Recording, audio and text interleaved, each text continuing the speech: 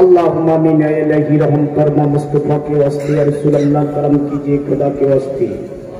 मुश्किल हल कर शही मुश्किल कुशा के वास्ते करबला शहीद करबला के वास्ते। इज्जत दरा इंदिया कुल खताई कर माफ ताजदारी अंबिया व औलिया मुर्शिदीना के वास्ते।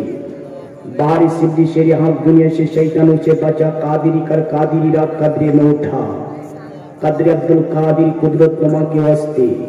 या इलाही जो दो नेक मैं तुझसे करी कुर्सियों की लब से आमीन रब्बना का साथ हो। या इलाही जब चलू तारीख राय पुल सिरा तब तब हसीन नूरुल हुदा का साथ हो। या इलाही गर्मी माशश जब्बर के बदन दामनी महबूब की ठंडी हवा का साथ हो। सुबहाना रब्बिका रब्बिल इज्जति अम्मा यसिफून व सलामुन अलल मुरसलीन वल्हम्दुलिल्लाहि रब्बिल आलमीन। बहक ला इलाहा इल्लल्लाहु मुहम्मदुर रसूलुल्लाह सल्लल्लाहु अलैहि वसल्लम। सकल दिनदार ईमानदार परेजगार बाबाजी भाई जीवन আজকের এই মাহফিল কুরআনী মাহফিল আল্লাহ পাকের দরবারে প্রথমত দোয়া আল্লাহ পাক এই মাহফিলকে কবুল করে সকলে বলি আমিন। আলহামদুলিল্লাহ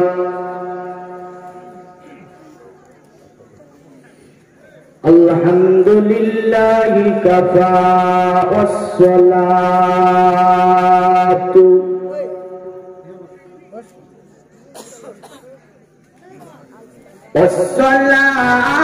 والصلاة على عباده الذين اصطفى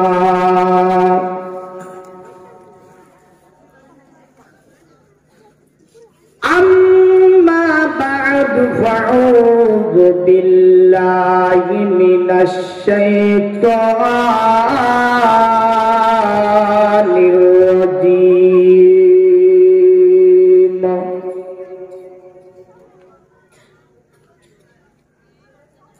بسم الله الرحمن الرحيم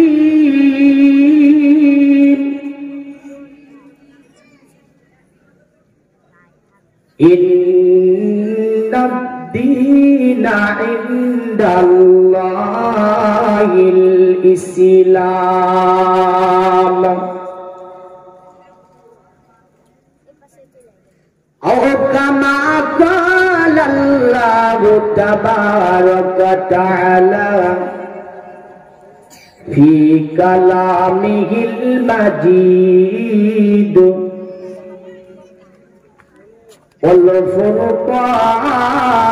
والفرقان الحميد ذلك الكتاب لا ريب فيه هدى للمتقين أو كما قال الله تبارك وتعالى في كلامه المجيد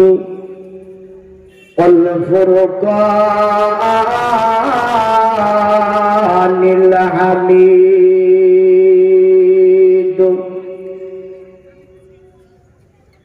إن الله وملائكته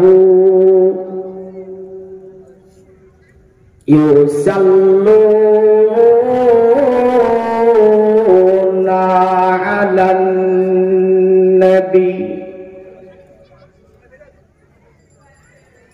يا أيها الذين آمنوا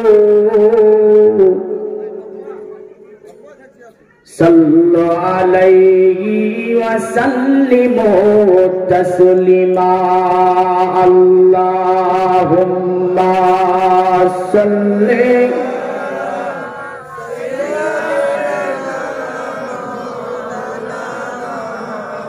وعلى آل سيدنا मैं तेरा बंदा हूँ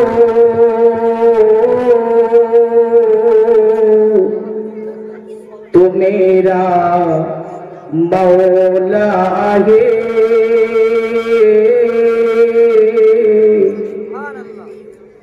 मैं तेरा बंदा हूँ तू मेरा माबूद है सुभान अल्लाह मैं तेरा बंदा हूँ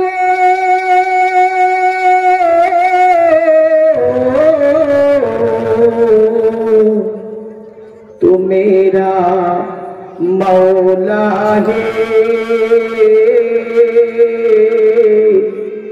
मैं गुनाह करता हूँ तू तो गफ्फार है मैं गुनाह करता हूँ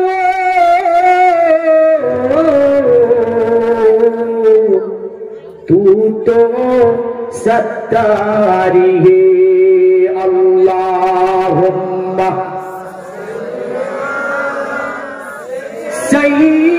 सय्यिदीना मौलाना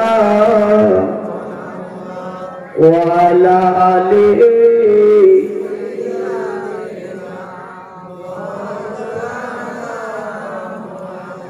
सर्वप्रथमे এই মঞ্চের মহান যোগ্যতম সভাপতি যারা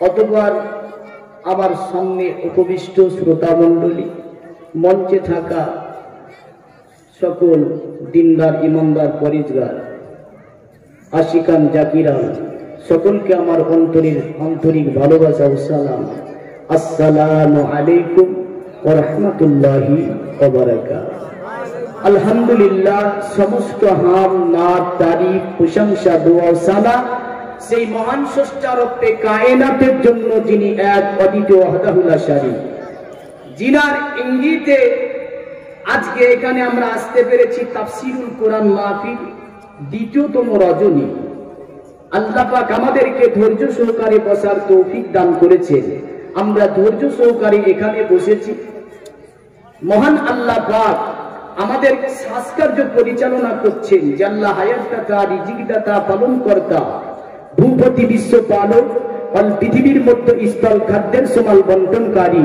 সেই আল্লাহ পাকের অশেষ শুকরিয়া সকলে বলি আলহামদুলিল্লাহ অতঃপর শেষ নবী দয়ার নবী নূরের নবী হায়াতুন নবী জিন্দা নবী নবী আরবি হাশমি কুরাইশি মাআমিনাল লাল মরুর দুলাল জিরার মধ্য দিয়ে আল্লাহ পাক কোরআন দিয়েছেন হাদিস দিয়েছেন এবং কি যাকে আল্লাহ সৃষ্টি না করলে চন্দ্র সূর্য গ্রহ তারা নক্ষত্র জমিন ও আসমান মানব দানব আমার আল্লাহ পাক কিছুই সৃষ্টি করতেন না তিনি হলেন হাবিবে কিবরিয়া বেকাসুকে কাজ বেবাসুকে বাস বেচারাকে চারা গরিবুকে হামি আদমকে ওয়ালি সাফিউল মজনবিন রাহমাতাল লিল আলামিন ও হুজুর তাজদারে মদিনা রাহাতে কলব সিনা ফঈজ গঞ্জিনা নবী মুহাম্মাদুর রাসূলুল্লাহ সকলে বলুন সাল্লাল্লাহু আলাইহি ওয়াসাল্লামের উপরে লাখো কোটি দুরূদ ও সালাম অর্পিত বর্ষিত হোক সকলে বলি আল্লাহুম্মা আমিন দিনদার ইমানদার পরেশগার বাবাজি ভাই জীবন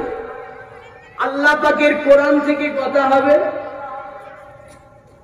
তবে প্রথম আমাদেরকে কিছু জিনিস বুঝতে হবে এখানে যে আপনার ওই যে ব্যানারটা লটকানো আছে দেখেছেন ব্যানার না একটা যেখানে মেরে রেখেছে কি লেখা আছে তাফসীরুল কোরআন প্রথম আমাদের ব্যাখ্যাটা জানতে হবে তাফসীর শব্দটা কোথা থেকে এসেছে এটা কি এর আসল মাত্রাটা কি আরবি কিন্তু ব্যাকরণ ছাড়া সঠিকভাবে আরবির মূল পর্যন্ত পৌঁছাতে পারবেন না পৃথিবীতে বহু ভাষা যেমন বাংলা শব্দধার করছে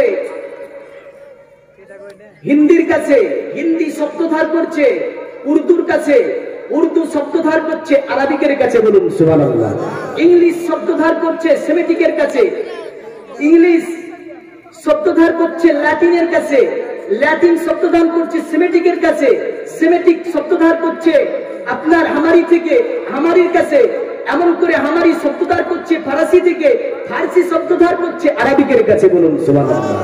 এমন করে যদি দেখতে যান আপনি ভাষাগুলো পৃথিবীর জমিনে মোটামুটি 4000-এর অধিক ভাষা, সমস্ত ভাষা একে অপরের কাছে ধার লড়াই করে, কিন্তু আরবি কারো কাছে ধার চাই না। আরবি ধার দেয়, কি করে? আরবি ধার দেয়, কিন্তু আরবি ধার নেয় না। এ নিজস্ব শব্দ দিতে পারে, এ নিজস্ব শব্দ তৈরি করে দিতে পারে, এ নিজস্ব একটা রূপরেখাকে বদলিয়ে দেওয়ার পরে হাজার হাজার মানে প্রদান করে দিতে পারে। বলুন সুবহানাল্লাহ। এর নাম হচ্ছে আরবি। এই যে পবিত্র কোরআন সম্পর্কে হাফিজ ইব্রাহিম, যিনি আপনার মিশরে জন্মগ্রহণ করেছিলেন, তিনি বলেছিলেন আনা বাহারুল আসিয়া, আমি হচ্ছি মহান সমুদ্র, আমার মধ্যে মুক্তা আছে, মুক্তাকে সঞ্চয় করা মতো দুভারি পৃথিবীর জমিনে জন্ম নেয়নি, যার কারণে আমার মুক্তা আমার মধ্যে রেখে দিয়েছি। সুবহানাল্লাহ বলবেন। বিজ্ঞান গবেষণা করছে পৃথিবীতে সমুদ্রগুলোকে নিয়ে। পৃথিবীতে সমুদ্র আছে 7টা। বিজ্ঞানীরা বলছে একদিন হয়তো আমরা সমুদ্রের গভীরত্ব কত, সমস্ত 7টি সমুদ্রের গভীরত্ব সম্পর্কে বলে দিতে পারবো। কিন্তু পৃথিবীর জমিনে 8তম সমুদ্রের নাম পবিত্র কোরআন।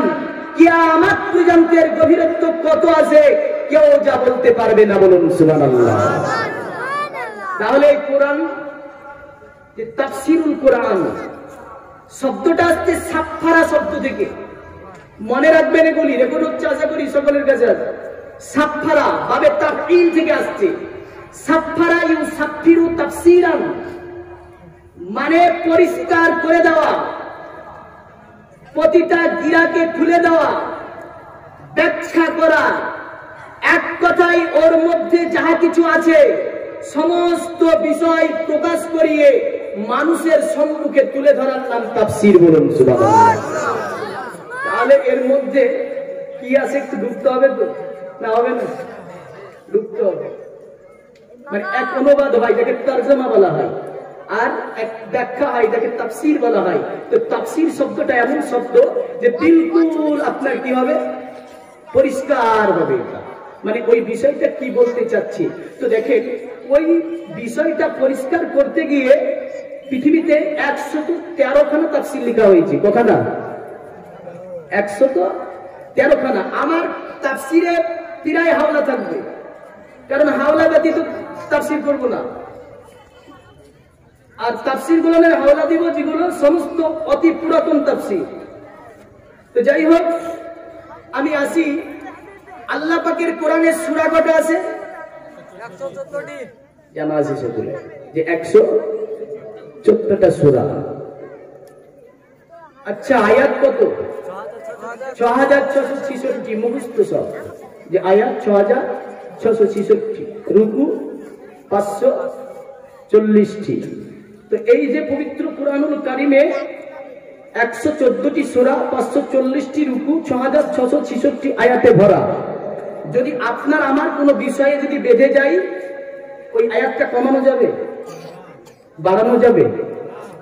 এমন একটা সংবিধান এটা, যে মহান স্রষ্টা রচিত সংবিধান। বলুন সুবহানাল্লাহ। পৃথিবীতে অনেক সংবিধান আছে, ভারতীয় সংবিধান থেকে নিয়ে, আমেরিকান সংবিধান থেকে নিয়ে, রাজতন্ত্র, গণতন্ত্র, বিভিন্ন দেশের সংবিধান আছে না নাই? আছে। আচ্ছা, এই যে সংবিধানটা তৈরি হয়েছে, ভারতের সংবিধানের প্রথম ধারা ছিল 395টি ধারা, যেটা ডক্টর আম্বেদকর আপনার এতে বসে 395টি ধারা তৈরি করে। সিগনেচার ছিল 294 জনের। কয়জনের? 294 জন। বর্তমান ভারতীয় সংবিধানের ধারা হচ্ছে 448টি ধারা। কটা বাড়ানো হয়েছে না হয়নি? বাড়ানো হচ্ছে। মানে প্রথমে ছিল 395, এখন বর্তমান এই সংবিধানটির ধারা হচ্ছে, ভারতীয় সংবিধানের ধারা হচ্ছে 448টি। পৃথিবীতে এত জটিল সংবিধান কোন জায়গায় নাই, আর এত ধারা কোন সংবিধানে নাই। যেটা ভারতীয় সংবিধানে যে ধারাগুলো আছে, এই ধারাগুলোর মধ্যে সংশোধন করা হয়েছে মোটামুটি ভাবে 123টি ধারাকে সংশোধন করা হচ্ছে। ডক্টর আম্বেদকর যখন মানে চেয়ারম্যান ছিল ওই সংবিধানের, মানে 294 জনকে সিগনেচার করে সেটা কার্যকর করা হয়। আচ্ছা, এটা তৈরি করা হয়তো সেই দিন তৈরি হলো কত সালে? 1949। তো দেখেন, আমি সংবিধান এমন একটা সংবিধানের কথা বলবো যে পৃথিবীব্যাপী সব জায়গায় এক, সব জায়গাতে এক। এই সংবিধানের ধারা কোথাও চেঞ্জ হবে না। অন্যান্য সংবিধান আপনি যাবেন তো এখান থেকে অনেক অনেক অনেক জায়গায় যাবেন তো দেখতে পাবেন আলাদা আলাদা আলাদা আলাদা, কিন্তু পবিত্র কোরআন একই রকম। বলুন সুবহানাল্লাহ। পবিত্র কোরআনে সব জায়গাতে এক। তো এই কোরআন থেকে আমি 114টি সূরার মধ্যে একটা সূরা আমল করব। 114টি সূরার মধ্যে একটি সূরা। আচ্ছা, সূরাগুলো নাজিল হয়েছে কারো করে? কারো করে? আমার নবী সাল্লাল্লাহু আলাইহি ওয়াসাল্লামের উপরে। এই কোরআন যদি পড়ে সেখানে রহমত হয় 50 বছর পর্যন্ত। বলুন সুবহানাল্লাহ। কয় বছর? 50 বছর পর্যন্ত। যার কারণে একটা কবি বলেন, পড়ো গো কোরআন মধুর বাণী দিয়ে মন প্রাণ, অন্তর তোমার সদা হবে পড়িলে কোরআন। সুবহানাল্লাহ বলি। ওযু করো কোরআন খুলো, কাবার দিকে বসে ধীরে ধীরে পড়ো কোরআন, জীবন কাটবে সুখে। সুবহানাল্লাহ বলি। পবিত্র কোরআনুল কারীম গ্রন্থ শুধু পড়লেই নাকি পাওয়া যায় নাকি আমল করলে? এই বিষয়ে আমি যে দলিলগুলো দিব তারপরে ইনশাআল্লাহ পবিত্র কোরআনের সূরাটিকে সম্মুখে এনে একটা একটা করে আয়াত এবং অক্ষরকে নিয়ে ব্যাখ্যা করে যাব। কারণ আমি যে আয়াত ধরবো যার মূল পর্যন্ত যাবার চেষ্টা করব, শুধু আপনার মানে বলে দিয়ে আমার যদি দেখিয়ে দিতে না পারি তাহলে কিন্তু তাফসীর হলো না। আপনাকে কোরআনের আমলটা দেখাতে হবে, এর মধ্যে থেকে কি বের হচ্ছে, আমি কি জিনিস দেব আপনাকে। কারণ পড়তে বলবো শুধু, পড়ে ব্যাখ্যা করে দিলাম, আপনি শুনে নিলেন, আমল কি করবেন? আমলটাকে টেনে বের করতে হবে না? হবে না? আমলটাকে টেনে বের করতে, আমল না করলে পাওয়া যাবে? পাওয়া যাবে না। পৃথিবীর মুমিন মুসলমান এই মর্মে মিশকাত শরীফ 186 পৃষ্ঠার মধ্যে একটি হাদিস আসছে। হাদিস শরীফ বর্ণনা করছে হযরতে মুআয আল জাহানি রাদিয়াল্লাহু তাআলা আনহু। সুবহানাল্লাহ বলেন। কে বর্ণনা করে? হযরতে মুআয আল জাহানি। তিনি বলেন আমার নবী পাক সাল্লাল্লাহু আলাইহি সাল্লাম বলেছেন, মান কারাআল কুরআনা ওয়া আমালা, যারা কোরআন পড়লো এবং আমল করলো। বলুন সুবহানাল্লাহ। যারা পৃথিবীতে কোরআন পড়লো এবং আমল করলো, বিমা ফিহি উলবিসা ওয়ালিদাহু তাজান ইয়াউমাল কিয়ামাহ। যারা পৃথিবীতে কোরআন পড়লো এবং আমল করলো, আমার আল্লাহ রাব্বুল আলামিন ওই সমস্ত ব্যক্তির পিতা এবং মাতাকে কিয়ামতের দিন একটা তাজ পরিধান করিয়ে দেবে। বলুন সুবহানাল্লাহ। তাজটা কেমন হবে? এ পৃথিবীর মুমিন মুসলমান মুআয আল জাহানি তিনি বলেন, আমার নবী বলেন যারা পৃথিবীতে কোরআন পড়ে আমল করবে তাদের আপনার পিতা মাতার মাথার উপরে একটি আপনার যে তাজটা পরিয়ে দেওয়া হবে। আল্লাহর নবী সাল্লাল্লাহু আলাইহি ওয়াসাল্লাম তিনি ওই তাজ সম্পর্কে বলেছেন কি, যাও আহু আহসানু মিন জাওইশ শামসি, অতএব ওই তাজটার উজ্জ্বলতা হবে আপনার আসমানে যে সূরজ আছে এই সূরজের চেয়েও বেশি। কোন তাজ যদি সূরজের চেয়ে বেশি জ্বলজ্বল জ্বলজ্বল করে জ্বলে কি হবে গো? আচ্ছা, সূরজের তাপমাত্রা রৌদ্র কতটুকু এসে পৌঁছায়? বিজ্ঞান বলছে 2,20,00,000 আপনার 2,20,00,000 ভাগের 1 ভাগ তাপমাত্রা পৃথিবীর জমিনে এসে পৌঁছায়।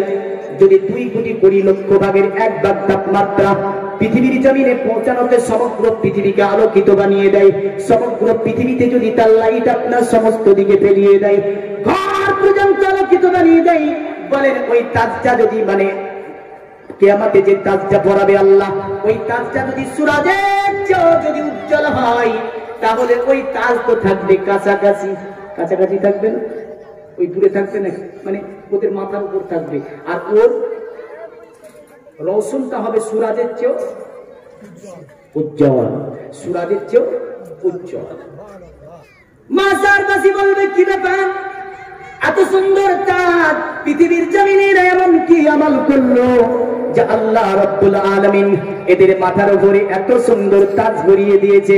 আওয়াজ আসবে শোনো, মাসারের মানব পৃথিবীর জমিনে ইনার ছেলে বা ইনার সন্তান কোরআন পড়েছে এবং কোরআনের প্রতি আমল করেছে।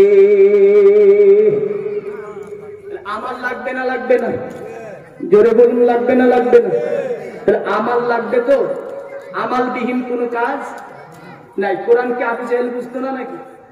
আবু জেহেলের ছোট বড় পণ্ডিত কেউ ছিল নাকি? যাকে আবুল হিকাম টাইটেল দেওয়া হয়েছিল ওই টাইপে, মক্কার মধ্যে সবচেয়ে বড় জ্ঞানী। তাহলে কোরআন জানতো, কিন্তু বাপজি দেখেন রাসূলুল্লাহকে মানেনি না মেনেছে? নবীকে মেনেছিল? মানেনি।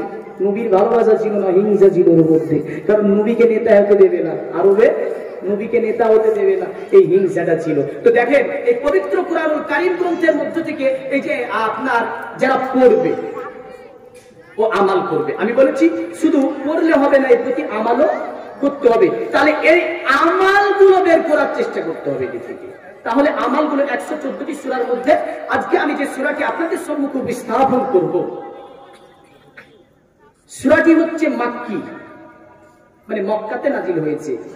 সূরাটি মক্কাতে নাজিল হয়েছে, মানে প্রতিটা সূরার নুজুল, প্রতিটা আয়াতের নুজুল কোরআন বুঝতে গেলে আপনার নাসিক মানসুখ, এমন করে ফাসাহাত বালাগাত, ইলমে উসুল, ইলমে কালাম এবং ইলমে আপনার নুজুল, এমন করে আপনার পবিত্র কোরআন বুঝতে গেলে তাফসিরে লেখা আছে 10 রকমের জ্ঞান লাগে।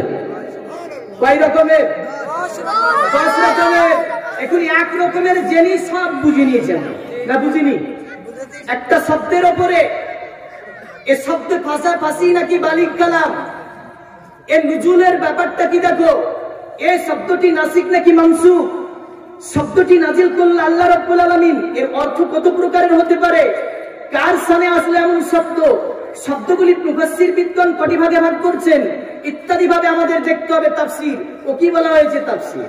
তো দেখেন আমি যে সূরাটি আনবো, সূরাটি হচ্ছে মাক্কি সূরা, সূরাটির নাম হচ্ছে সূরাতুদ দুহা। কি নাম বললাম? সূরায়ে দুহা। আচ্ছা, এই যে শব্দটা আছে, এই সূরাটির প্রতিটা সূরার প্রথমে একটা শব্দ আছে বিসমিল্লাহির রহমানির রহিম। এই যে শব্দটা, এখান থেকে একটা আমল দিয়ে যাবো, কারণ আমি বলেছি আমল ছাড়া কোনো কাজ নাই। সূরাটি শুরু হচ্ছে প্রথমে আপনার বিসমিল্লাহ, বিসমিল্লাহির রহমানির রহিম। কত পারা এটা? 30 পারা। কয় পারা? 30 পারা। 114টি সূরা নাম্বারিং হচ্ছে, এর নাম্বার হচ্ছে 93। কত নাম্বার বললাম? 93তম নাম্বারের সূরা। সূরাটি হচ্ছে 30 পারায় স্থান দিচ্ছে, নাম্বার হচ্ছে 93।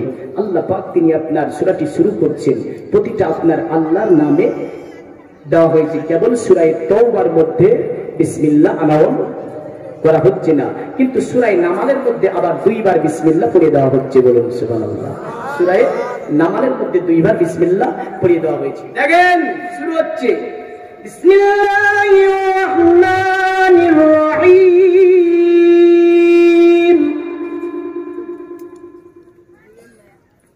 রহমান রহিম আল্লাহ তাআলার নামে, আল্লাহ के नाम से शुरू जो बड़ा मेहरबान और रहम वाला। सुबहानाल्लाह। আল্লাহর নাম দিয়ে শুরু। পৃথিবীর মুমিন মুসলমান এমন কিছু দোয়া আমরা ভেবে নিয়েছি হয়তো এই দোয়াগুলি কি ছোট দোয়া মনে করেছি। বিসমিল্লাহ সকলের মুখস্থ আছে না নাই? বাচ্চা ছেলেরও আছে না? তাহলে এতে থেকে একটা আমল দিলে সুবিধা হবে তো? দেব? বলে যাই। দেখেন বিসমিল্লাহ, আল্লাহর নবী বলছেন কি জানেন?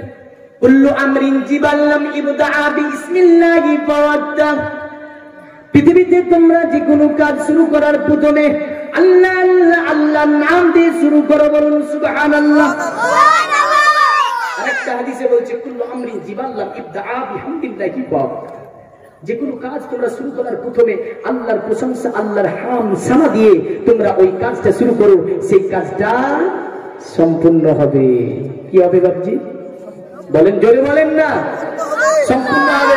বিসমিল্লাহ বলা হবে তো প্রতিটা কাজে, আমরা বলবো ইনশাআল্লাহ, সকলে বলেন ইনশাআল্লাহ। এই আমলটা যারা নামাজ পড়ে তাদেরকে দিয়ে যাচ্ছি, প্রতি নামাজে যদি পারেন প্রতিদিন 700 কয়বার 86 বার 786 বার বিসমিল্লাহ প্রতিনিয়ত পড়বেন। আরেকটা বর্ণনায় আসছে এইরকম যে প্রতি নামাজ পড়ে 100 বার করে, মানে 5 ওয়াক্ত নামাজে তাহলে কয়বার হবে? 500 বার। 5 ওয়াক্ত নামাজে 500 বার। এর হিকমত কি আছে? এর হিকমত যদি বর্ণনা করতে যায় তাহলে এখানে তাফসীর থেকে যাবে। কারণ আমি বলেছি এটা এমন মহান সমুদ্র, কিতাবে একটা আয়াতের উপরে 2-3-4 ঘন্টা বক্তৃতা রাখা যায়। হ্যাঁ, তো দেখেন এর হিকমত থেকে একটা নেই বলি। আল্লাহ নবী ঈসা আলাইহিস সালাম নবী ছিলেন পৃথিবীতে, না নবী ছিল না? নবী ছিল। ঈসা নবী আলাইহিস সালাম তিনি আপনার চলে যাচ্ছে, আল্লাহ নবী ঈসা আলাইহিস সালামকে সালাম দিচ্ছে একটা জঙ্গলে বিষাক্ত প্রাণী যার নাম সাপ। কি গো? যার নাম সাপ। আল্লাহ নবী ঈসাকে বলল আসসালামু আলাইকা ইয়া ঈসা তুরুল্লাহ। আল্লাহ নবী ঈসা সালামের জবাব কানা ফিরিয়ে দিলেন। ওই বিষাক্ত প্রাণী সাপটাকে নবী ঈসা বলে, এই সাপ কি কথা, কিছু কি তুই কোনো কথা বলবি? সাপটা বলেছিল নবী ঈসা, এ নবী ঈসা আল্লাহ পাক আপনাকে পৃথিবী জমিনে জালালুল কাদের নবী বানিয়ে পাঠিয়েছে। আল্লাহ পাক আপনার উপরে একটি কিতাব নাজিল করেছে, কিতাবটির নাম হচ্ছে আপনার ইনজিল শরীফ। কারণ আমার আল্লাহ পাক পৃথিবীতে আসমানি কিতাব 1 নয় 2 নয়, আমার আল্লাহ 104 খানা পাঠিয়েছে, বলুন সুবহানাল্লাহ। এর মধ্যে ঈসা নবীর উপরে একটি আপনার কিতাব নাজিল করেছিল আল্লাহ, কিতাবটির নাম হচ্ছে ইনজিল শরীফ। সত্যি বলল নবী ঈসা আপনাকে একটি বিচার দিতে চাই, আপনাকে একটি শিকায়ত করতে চাই। আল্লাহ নবী ঈসা বলেছিল, এই প্রাণী সাপ বল এমন কি বিচার আমাকে দিতে চাস? সাপটি আপনার বলেছিল নবী ঈসা, এ আল্লাহ নবী ঈসা শুনে রেখে দিন, আমি এই জঙ্গলে বসবাস করি, একজন ব্যক্তি আমাকে বড় প্রেসান করে, আমাকে ধরার জন্য প্রতিনিয়ত ভাবে এই জঙ্গলে আসে। এ নবী ঈসা আপনি তো নবী, কারণ যারা নবী হয় তাদেরকে আল্লাহ পাক সমস্ত ধরনের দায়িত্ব দেওয়ার পরে আমার আল্লাহ পৃথিবীতে পাঠিয়ে দেয়, বলুন সুবহানাল্লাহ। আমার আল্লাহ বলেন, আমার আল্লাহ নবী ঈসাকে বলে সাপটি হতে নবী ঈসা শুনুন, ওই ব্যক্তিকে নিষেধ করে দেবেন, কারণ আল্লাহ আমাকে এমন বিষ দিয়েছে যদি তাকে আমি ধ্বংস করে দিই পৃথিবীতে ওই ব্যক্তি মারা যাবে। আল্লাহ নবী ঈসা কথাটি শুনে চলে গেলেন। কিছুদিন পরে তিনি ফিরে আসতেন, দেখছে সাপটি একটি খাঁচার মধ্যে বন্দী আছে। আল্লাহ নবী ঈসা জিজ্ঞাসা করল, আচ্ছা সাপ কি ব্যাপার, তুই কেন এমন ভাবে বন্দী? সাপটা বলেছিল, ঈসা এ আল্লাহ নবী ঈসা শুনে রেখে দিন, আল্লাহ পাক আমাকে যা বিষ দিয়েছে তার চেয়ে বড় মন্ত্র দিয়েছে মানব জাতিকে। কাকে দিয়েছে? মানব জাতিকে। মানব জাতি। তো বলছে কি ওটা? ওটা কি? সাপটি বলে নবী ঈসা শুনুন, আমাকে যখন ওই ব্যক্তি ধরে একটা মন্ত্র পড়েছিল, বিসমিল্লাহির রহমানির রহিম, এই মন্ত্র পাঠ করাতে আমার বিষ পানি হয়ে যায়। বলা যাবে না? বিসমিল্লাহির রহমানির রহিম প্রতি নামাজ পড়ে 100 বার করে পড়বেন। কয়বার করে? 100 বার করে পড়বেন। যদি কাউকে কোনো বিষাক্ত জিনিসে কেটে দেয় তাহলে ওই মন্ত্রটা বিসমিল্লাহির রহমানির রহিম মন্ত্রটা পড়ে ওখানে ফুঁক দিয়ে দেবেন।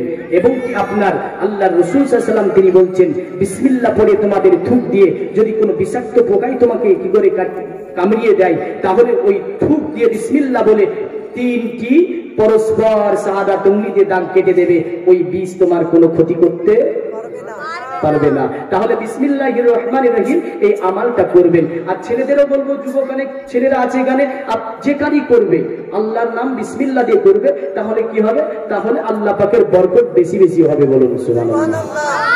এখন আসি, সূরাটি আপনার কোথায় নাজিল হচ্ছে? মক্কাতে নাজিল হচ্ছে।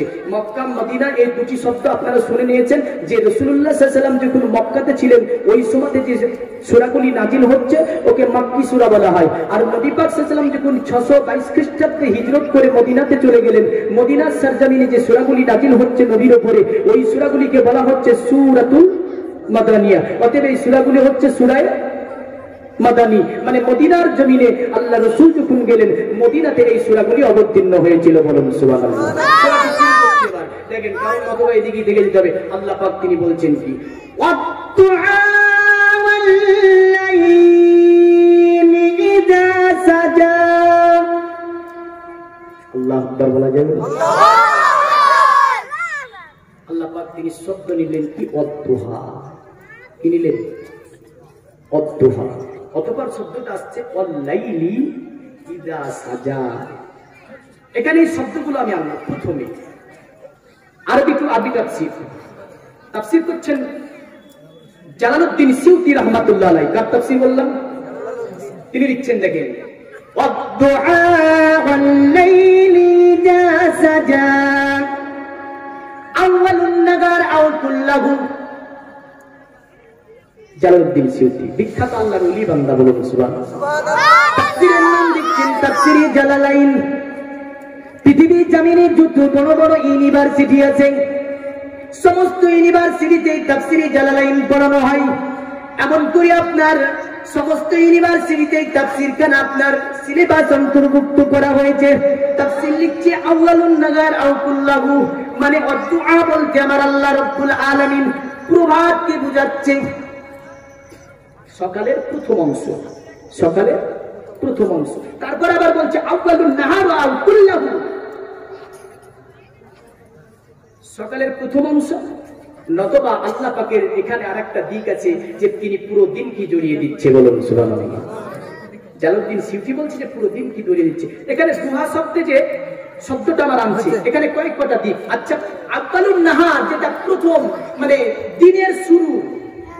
হাদিস শরীফ এই শুরু থেকে তিরমিজি শরীফের হাদিস বর্ণনা করছে আনাস বিন মালিক। কে বর্ণনা করছে? সাহাবীর নাম আনাস বিন মালিক। আল্লাহর নবী বলছেন, শোনো সাহাবীরা, আউয়ালুন নাহারে তোমরা 2 রাকাত নামাজ পড়ো। নবী পাক উম্মে হানি বিনতে আবি তালিবের ঘরে 2 রাকাত নামাজ আদা করলেন। উম্মে হানি বিনতে আবি তালিব আমার নবীকে জিজ্ঞাসা করে, ইয়া রাসূলুল্লাহ, ইয়া হাবিবাল্লাহ, নবী আপনি কিসের নামাজ আদা করলেন?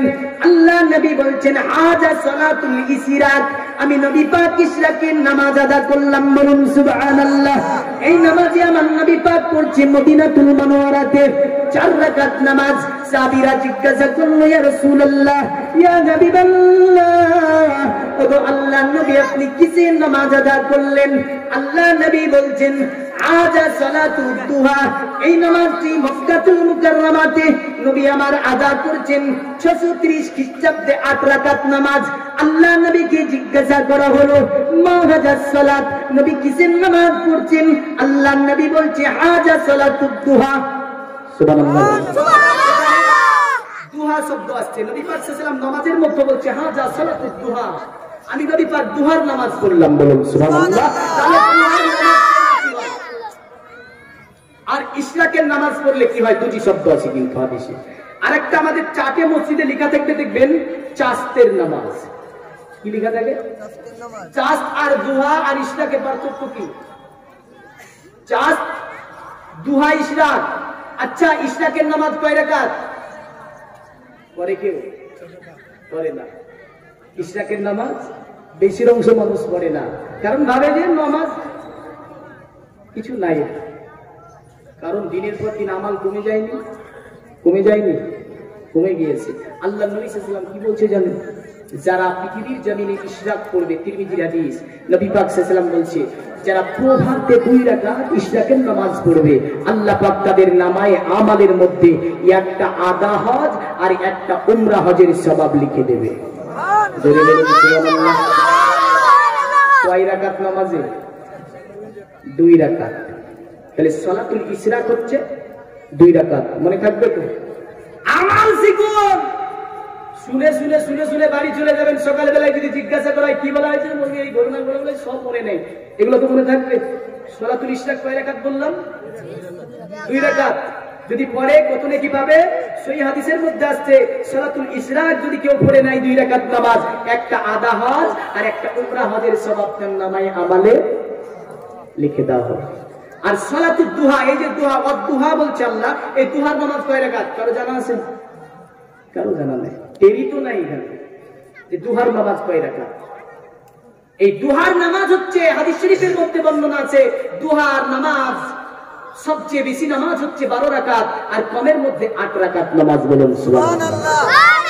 কমের মধ্যে 8 রাকাত। হাদিস শরীফ দেখেন, হাদিস শরীফ ইবনে মাজাহ এবং তিরমিজি মিশকাতে হাদিসটি আছে, পাতা নাম্বার 116। আল্লাহ নবী সাল্লাল্লাহু আলাইহি ওয়াসাল্লাম বর্ণনা করেছেন, মান সাল্লাল দুহা, যারা পৃথিবীতে দুহার নামাজ পড়লো, বলুন সুবহানাল্লাহ। মান সাল্লাল দুহা সালাতাই ইশরাতা রাকাতান, 12 রাকাত নামাজ যারা পৃথিবীতে দুহার নামাজ পড়লো, সালাত আপনার সালাতাই ইশরাতা রাকাতান, 12 রাকাত নামাজ যারা দুনিয়াতে আপনার দুহার নামাজ পড়লো, বানাল্লাহু লাহু কাসীরাম মিন জাহাবিন, আল্লাহ পাক আপনার কি করবে? ওই বান্দার জন্য জান্নাতে সোনা দিয়ে একটি ঘর বানিয়ে দেবে। মনে লাগছে না? লাগছে। নবী বলছেন যারা পৃথিবীতে 12 রাকাত আপনার দুহার নামাজ পড়বে, মাবুদ তাদের জন্য জান্নাতে ঘর বানাবে। ঘর কি হবে? সোনা দিয়ে। এ পৃথিবীর মুমিন মুসলমান, আরেকটা হাদিস এইরকম আছে, মিশকাত শরীফ 116 পৃষ্ঠার হাদিস, আল্লাহ নবী থেকে বর্ণনা করছে, বর্ণনাকারীর নাম হচ্ছে হযরতে আবু হুরায়রা, বিখ্যাত সাহাবী। পৃথিবীর জমিনে পুরুষের মধ্যে যিনি হাদিস সবচেয়ে বেশি বর্ণনা করেছেন, এই সাহাবীর নাম হচ্ছে হযরতে আবু হুরায়রা। জাহিলিয়াতের যুগে সাহাবীর নাম ছিল আব্দে শামস, ইসলাম কবুল করার পরে সাহাবীর নাম হয়েছে আপনার আব্দুর রহমান।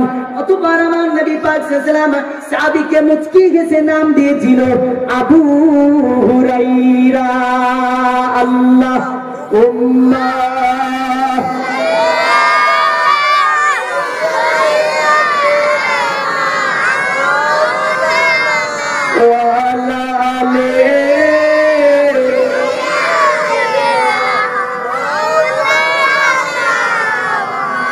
सल्लो अला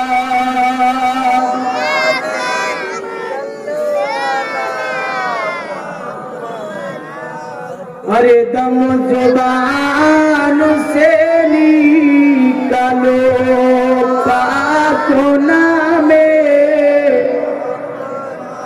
हरे दम जुबान से निकालो।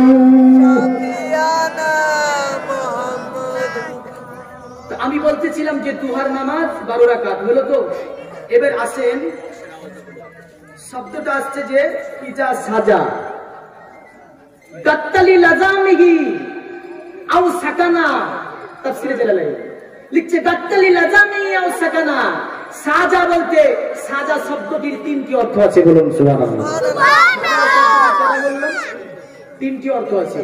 তো সাজা শব্দটির 3টি অর্থ বোঝাচ্ছে। এখানে লিখছে গাত্তালি লাজামিহি আও সাকানা।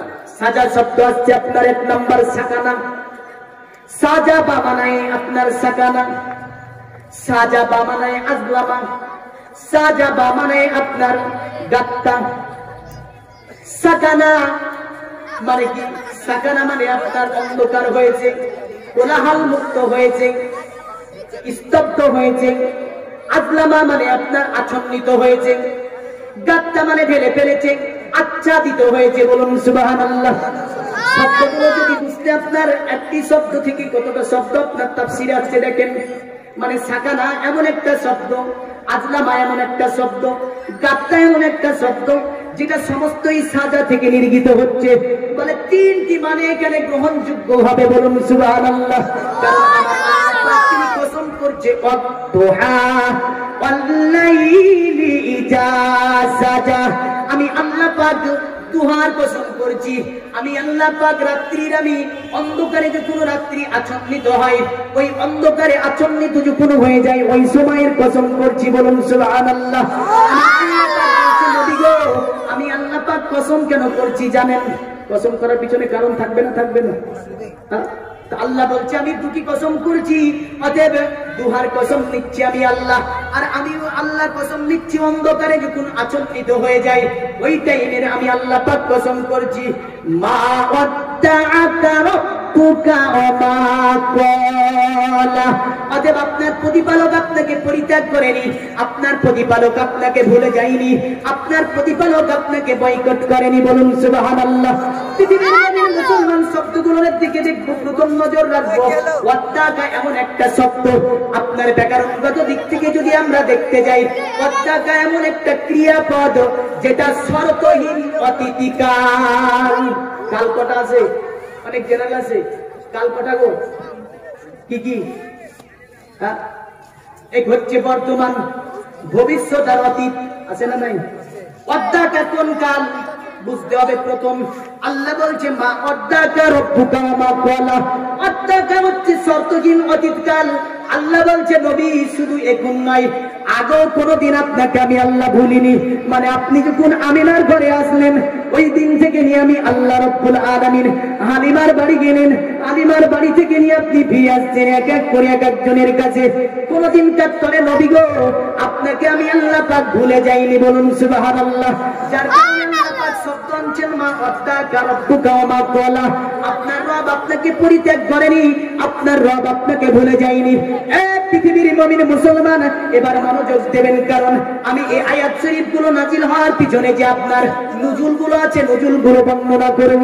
কারণ তাফসীরের কিতাবের মধ্যে আছে হযরতে জাবির রাদিয়াল্লাহু জুবাইর রাদিয়াল্লাহু তাআলা আনহু হতে বর্ণনা করছে, এখন আপনার এই যে ওহী আপনার নবী পাক সাল্লাল্লাহু আলাইহি ওয়াসাল্লামের উপরে আসা কিছুদিন ধরে বন্ধ ছিল। যখন বেঈমান বেদিন কাফিররা বলতে লাগলো আল্লাহর নবীকে আল্লাহ ভুলে গিয়েছে, আল্লাহর নবীকে আল্লাহ বয়কট করেছে, নবীর উপরে আর ওই আসবে না, নবী নিঃসন্দেহে এইভাবে নবী কি হবে? মারা যাবে। অতএব আল্লাহ যেহেতু নবীকে ভুলে গিয়েছে, কয়দিন ওই আসেনি?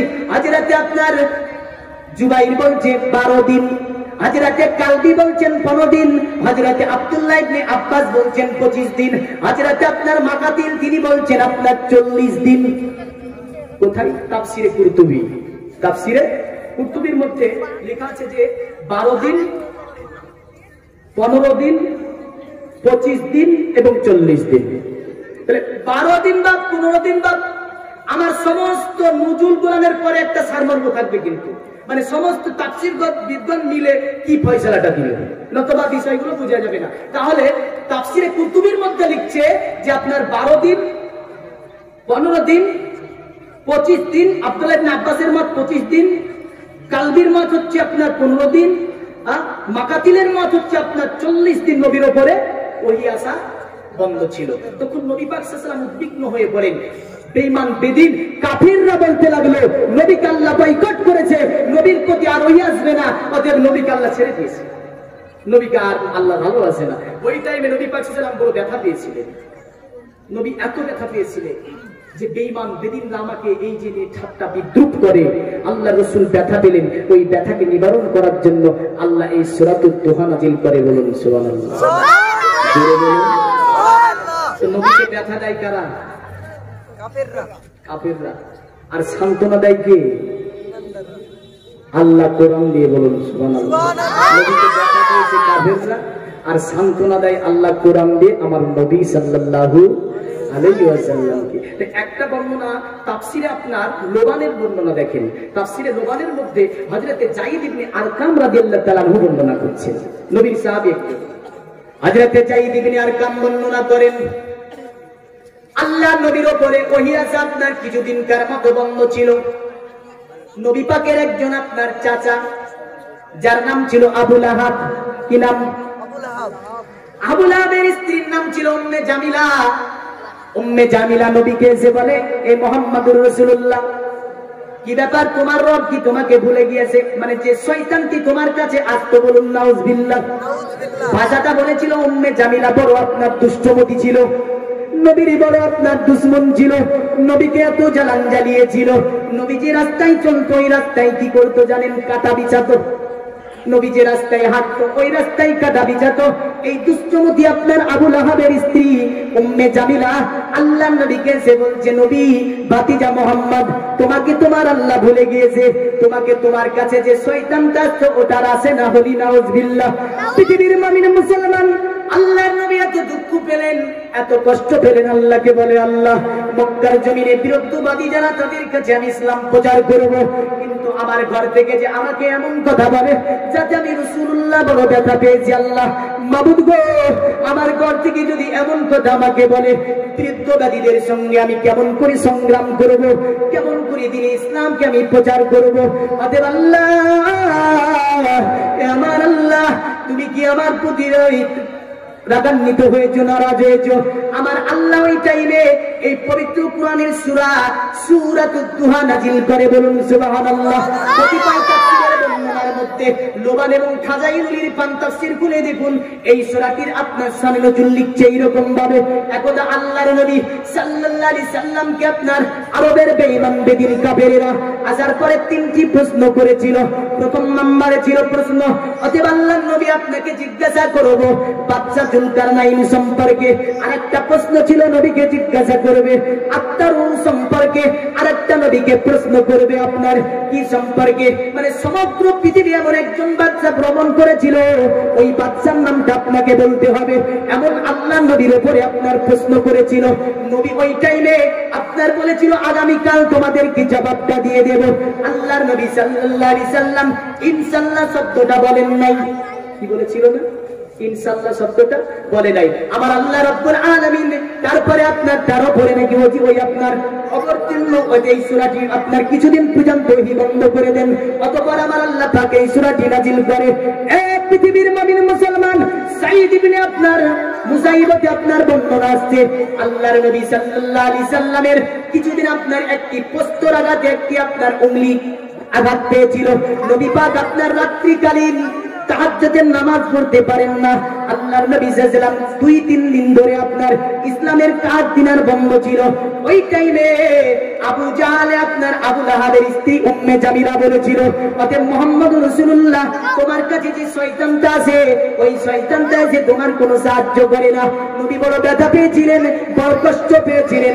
ওই টাইমে আমার আল্লাহ পাক এই সূরাটি নবীর উপরে অবতীর্ণ করে, বলুন সুবহানাল্লাহ।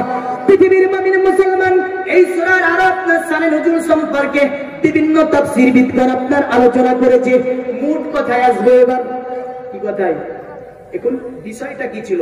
সূরাটা নাজিল হচ্ছে ইসলামের শুরুতে, ইসলামের শুরুতে, মানে এই সূরাটি এমন একটা সময় নাজিল হচ্ছে যেটা ইসলামের শুরু, মানে ওহী অবতীর্ণ হওয়ার কিছুদিন পরে। তো আল্লাহ রাব্বুল আলামিন নবীকে বলছে, নবী অনেকে অনেক কথা বললো আপনাকে, অনেকে অনেক কথা বললো, এখন আমি বলবো কেন ওহী বন্ধ করেছিলাম, বলুন সুবহানাল্লাহ।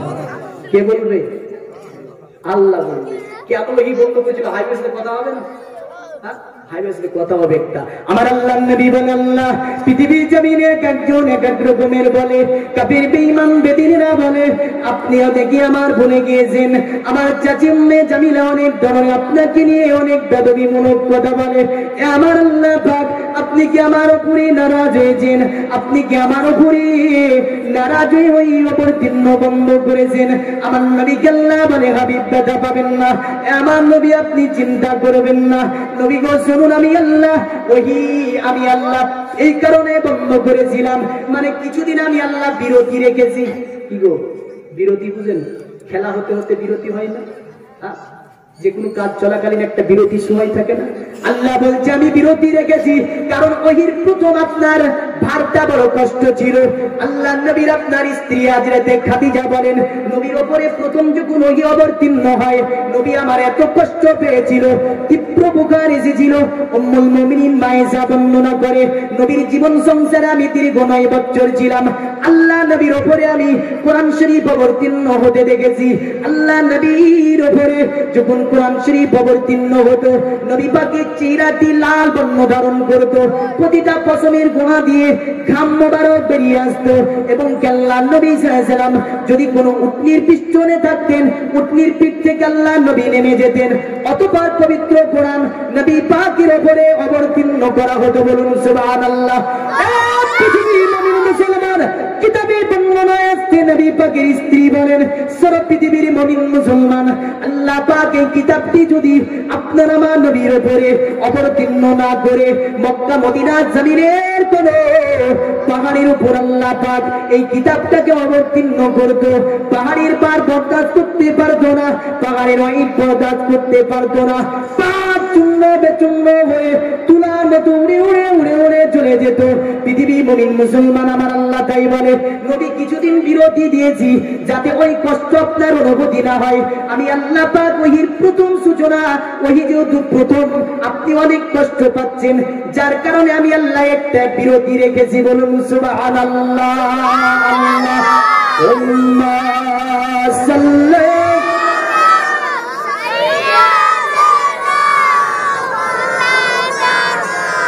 وعلى آله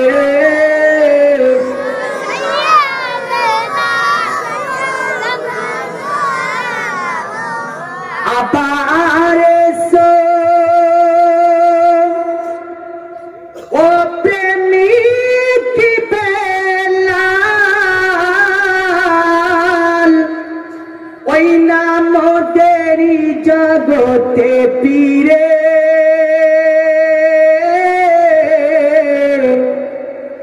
নতুন করিয়া আজানো হাকিতে ওই না কাবার মিনার পরে। সুবহানাল্লাহ বলুন। ভালো লাগে আপনাদের? অনেকে বলে যে গজল পড়বেন না। দেখেন পৃথিবীতে মানুষ সংখ্যা কত জানেন? 6 থেকে 750 কোটি মানুষ। কত কোটি? 700 কোটি মানুষ গজল শুনতে ভালোবাসে। বলুন সুবহানাল্লাহ। আপন আপন সম্প্রদায়ের মনীষী সম্পর্কে, মনীষীদের সম্পর্কে সকলের কবিতা আছে না নাই? 700 কোটি মানুষ ভালো, 50 কোটি যদি শুনতে ভালো লাভ আছে, তার দিকে তাকে আমার লাভ দেখ। কবি দেখেন ভাই, নতুন করিয়া আজানো হাতিতে ওই না কাবার মিনার পরে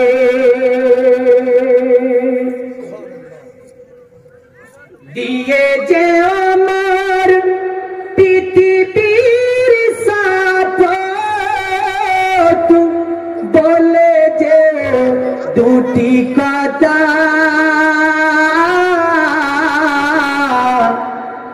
আশিকে রাসূল তুমি যে বেলাল তুমি গে প্রেমের নেতা। জোরে বলুন সুবহানাল্লাহ। অসুবিধা হচ্ছে গত রাত্রে 3খানা জলসা দিল, বুঝলেন? আমি তার মানে প্রতিদিন, আজকে 2টো হয়ে যাচ্ছে, একটা জুবিলাল শরীকে আসতে পেরেছি। এমনি গলার অবস্থা খুবই খারাপ, তবু এখানে যেহেতু দাওয়াত আমার জায়গা, এখানে ইমাম, আমি বলতে বাধ্য। একটু জোরে জোরে বলবেন। কবি বলছে, দিয়ে যে আমার পৃথিবীর সাপোর্ট বলে যে দুটি কথা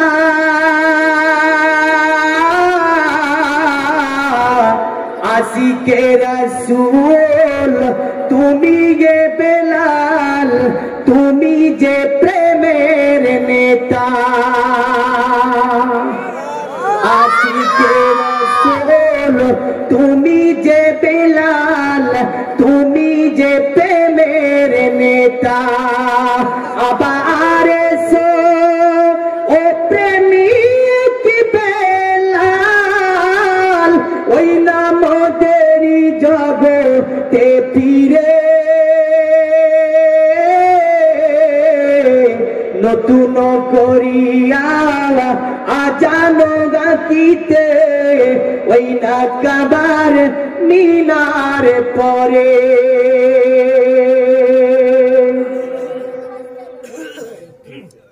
তবু সমসে কাজে কাটাই অবহেলা নেই করে সকাল সন্ধ্যায় কাজে ও বেতাই তাগারি সুগান গায়ে। আমরা গাইতে চাই না চাই? চাই গো। কিন্তু উমাইয়া বিন খলফে অত্যাচারে সমস্ত শরীর দিয়ে রক্ত ঝরছে, আর বেলালের মুখে জারি লা ইলাহা ইল্লাল্লাহ মুহাম্মাদুর রাসূলুল্লাহ সাল্লাল্লাহু আলাইহি ওয়াসাল্লাম। তাই কবি কি বলছে, তবু শামসে কাজে কাটাই অবহেলা নেই করে,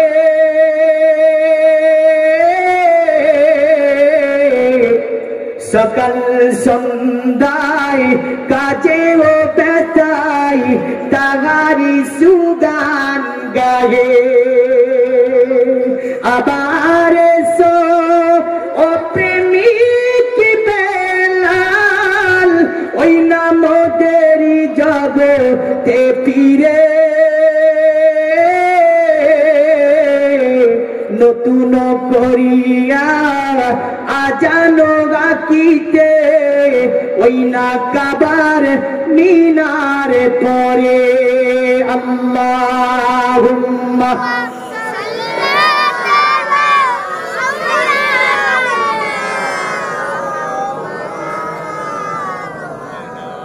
ওয়া আলা আলিহি।